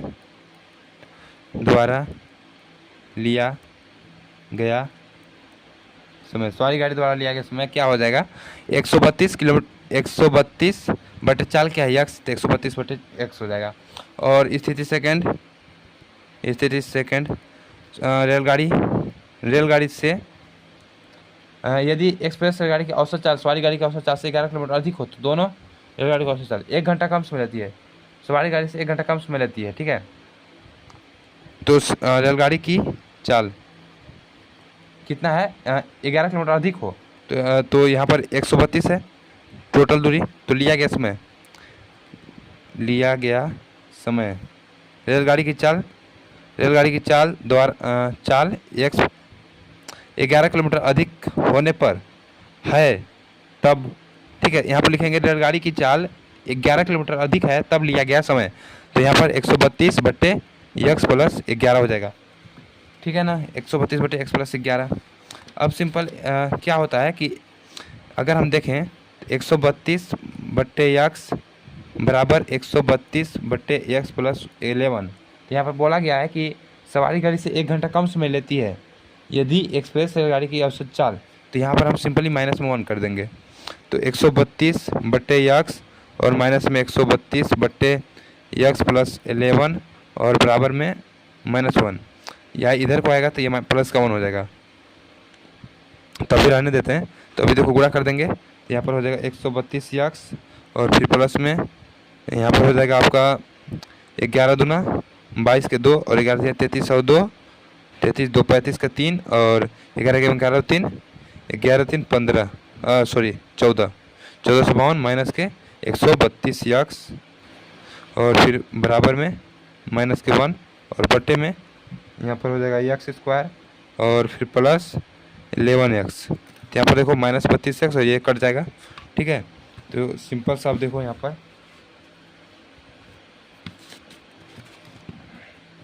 क्या दे रखा है। यहाँ पर देखो हमारा बचेगा 1452 और माइनस में ये तो कट ही गया है तो बराबर हो जाएगा 1452 बट्टे में x स्क्वायर प्लस 11x बराबर -1।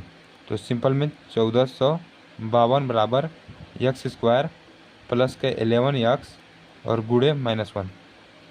तो अब सिंपल सा देखो इसमें गुणा हो जाएगा माइनस का, तो माइनस के x स्क्वायर और फिर प्लस में 11x और सॉरी यार चलो बाहर रखते हैं अभी इसको, 11x इक्वल टू 1452, ठीक है। तो अब -1 इधर भेज दीजिए, तो x square plus 11x equal to minus के 1452। अब इसको इधर ले लीजिए तो x स्क्वायर प्लस 11x और ये इधर आएगा तो प्लस में 1452 इक्वल टू 0। तो अब सिंपल इसको तोड़ दीजिए। तो इसका आप लोग गुणनखंड जब करेंगे ना तो यहाँ पर है x स्क्वायर और ये आएगा आपका, अगर आप देखो तो 44 गुणे 33 करोगे ना, 44 गुणे 33 करोगे तो देखो 4 3 12, 4 3 12 के 2 हासिल 1 और 3 चौके 12 1 13 और 4 3 12 तो यानी 2 3 1 यानी कि 2 5 और 3 1 4 और 1 देखो 1452 आ गया और 44 में से 33 घटाएंगे तो 11 आ जाएगा। तो सिंपल है प्लस के 44x माइनस के 33x प्लस में 1452 इक्वल टू 0, यानी कि एक ये और एक ये। तो यहाँ से x कॉमन आ जाएगा तो x प्लस में 44 और फिर माइनस में 33 तो ये x हो जाएगा और ये माइनस में ये हो जाएगा 44 बराबर 0।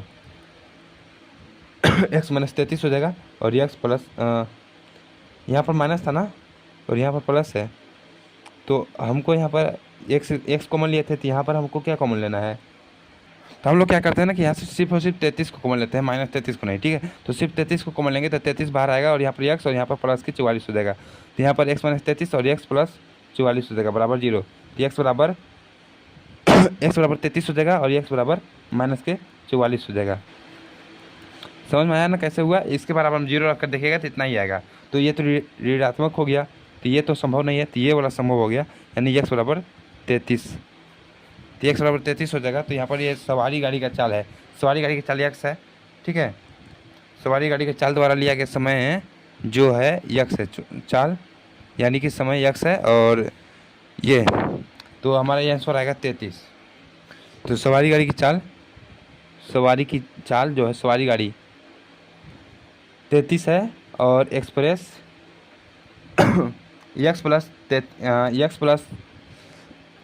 एक्स प्लस 11 है ना ये, तो एक्स का मान तो 33 आ गया, तो 33 प्लस 11 यानी कि 44 किलोमीटर बराबर। तो ये हमारा आंसर आ जाएगा। आई होप आप लोगों को समझ आया होगा। Thanks for watching. और एक और क्वेश्चन बचा है, चलिए उसको भी करा देते हैं। पहले 11वां क्वेश्चन है, दो वर्गों का क्षेत्रफलों का योग 468 मीटर स्क्वायर है। यदि उनके परिमापों का अंतर 24 मीटर हो तो दोनों वर्गों की भुजा कैसी होगी? ओके, तो यहाँ पर 11वां क्वेश्चन है, दो वर्गों के क्षेत्रफलों का योग।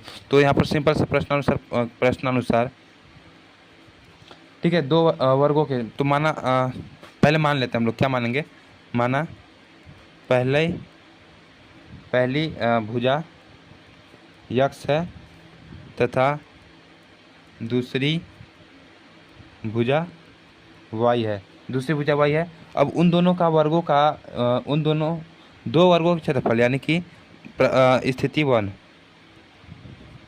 स्थिति फर्स्ट, दोनों का वर्गों का क्षेत्रफल यानी कि x square plus y square equal to क्या है, 468 है। ठीक है, अब देखो परिमाप, स्थिति सेकंड परिमाप, तो परिमाप बोला है, तो परिमाप बराबर जानते हैं वर्ग का परिमाप होता है 4 इंटू भुजा, वर्ग का परिमाप 4 इंटू भुजा होता है, यह सूत्र है। ठीक है, वर्ग का परिमाप 4 इंटू भुजा होता है। अब देखो अगर हमको एक्स वाला की चाहिए, तो यदि एक्स वाला का चाहिए तो यहाँ पर हो जाएगा 4 इंटू यक्स यानी कि 4x हो जाएगा। और अगर एक के लिए और चाहिए, दूसरी के लिए, पहली भुजा के लिए और ये दूसरी के लिए तो 4 into Y equal to 4y। समझ में आया? ओके, ये बहुत लंबा खींच रहा है इसलिए मैं थोड़ा शॉर्ट में करा लूँ। नहीं समझ में आ रहा होगा तो प्लीज़ एक बार कमेंट करना, मैं बता दूंगा इसका। तो इन दोनों का जो अंतर है ना, यानी कि 4x माइनस 4y का जो अंतर है ये कितना है, 24 मीटर है। तो ये देखो यहाँ से अगर हम चाहें तो यहाँ से 4 कॉमन ले सकते हैं ना, तो 4 कॉमन ले लीजिए तो x minus y equal to 24, यानी कि x minus y equal to 6, x minus y equal to 6, यानी कि हम यहाँ से अगर y की x की वैल्यू ज्ञात करें, y की वैल्यू ज्ञात करते हैं यहाँ से। ठीक है, तो यदि हम माइनस वाई की वैल्यू ज्ञात करें तो 6 माइनस x हो जाएगा, यानी कि y बराबर ये माइनस इधर को भेज दीजिए तो माइनस का 6 और प्लस का x, यानी कि y बराबर x माइनस 6 हो जाएगा। इसको हम लोग समीकरण 1 मान लेते हैं और ये तो समीकरण 2 है। तो हम लिखेंगे समीकरण 2 का मान, समीकरण 2 का मान समीकरण 1 में रखने पर, समीकरण 1 में रखने पर, तो समीकरण 1 क्या है, x square plus y square equal to 4 6 8। तो y बराबर क्या निकलता है, देखो, अरे यार फट गया यार, ओ y बराबर 6 y बराबर x माइनस 6 निकल के आया था। तो y बराबर x माइनस 6, ठीक है, ये चीज़ निकल के आया था। तो इसको रख देंगे, तो x स्क्वायर प्लस में x माइनस 6 का वर्ग इक्वल टू 4 6 8।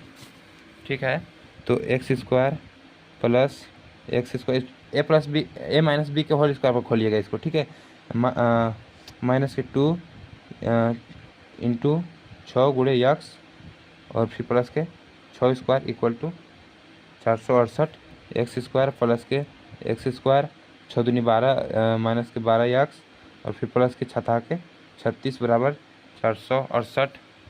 तो यानी कि 2x स्क्वायर माइनस 12x और फिर प्लस के 36 माइनस के 4 6 8 इक्वल टू 0, यानी 2x स्क्वायर माइनस के 12x और इसमें से चला जाएगा तो ये हो जाएगा माइनस के, ये हो जाएगा माइनस के 8 में से 6 चला जाएगा तो 2 और 6 में से 3 जाएगा तो 43 आ जाएगा, यानी कि 0।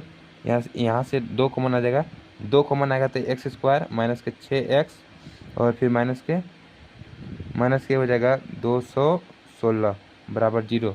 तो इसका जब आप लोग फैक्टर करेंगे तो ये क्या निकल के पता है, इसका आएगा और 12 × 18, हाँ 12 × 18। देखो 12 × 18 करोगे तो ये आ जाएगा, ठीक है। 2 × 8 = 16 हासिल 1 और ठीक है, 2 × 8 = 16 हासिल 1 और फिर 2 एकम 2, फिर 1 8 और 1 एकम 8, 6 8 2 10 8 2 6 है ना। ये यहाँ पर ये 3 था ना, क्योंकि एक हासिल यहाँ पर नहीं जोड़े थे। 6 और ये हो गया 8 3 11 हासिल 1 और 1 1 2 216। देखो ये चीज़ आ जा रहा है। और 18 में से 12, 18 - 12 करेंगे तो हमारा 6 भी आ जाएगा। तो सिंपल हम लोग x² और फिर प्लस के 18x माइनस के 12x माइनस 216 बराबर 0।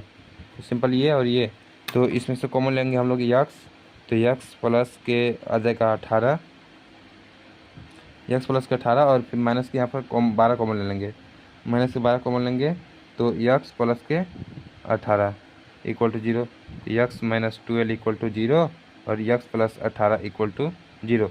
देखो एक ये बनेगा और एक ये बनेगा, यानी कि x - 12 और x प्लस में 18 बराबर 0। तो ये हम लोग ने लिया है, ठीक है। तो x बराबर आ जाएगा प्लस के 12 और x बराबर माइनस के 18। तो माइनस के 18 तो हम लेंगे नहीं, देखो ये माइनस में है ना, ये माइनस, तो ये नहीं लेंगे, ये वाला लेंगे तो x बराबर 12 आएगा आंसर। तो यहाँ पर देखो हमको एक भुजा x ज्ञात हो गया है, ठीक है। x जो ज्ञात है, भुजा x बराबर आ गया हमारा। ये कितना आया, x बराबर 12 आया ना, x बराबर 12, x बराबर 12 आ गया। अब y ज्ञात करना है हमको, y। तो y ज्ञात करने के लिए सिंपल देखो, y बराबर x - 6 था, y बराबर x - 6 था ना यहाँ पर। तो y बराबर x - 6, तो y बराबर x की जगह पर 12 - 6, तो यानी कि 12 - 6, तो y बराबर 6 आंसर आ जाएगा। तो y बराबर 6।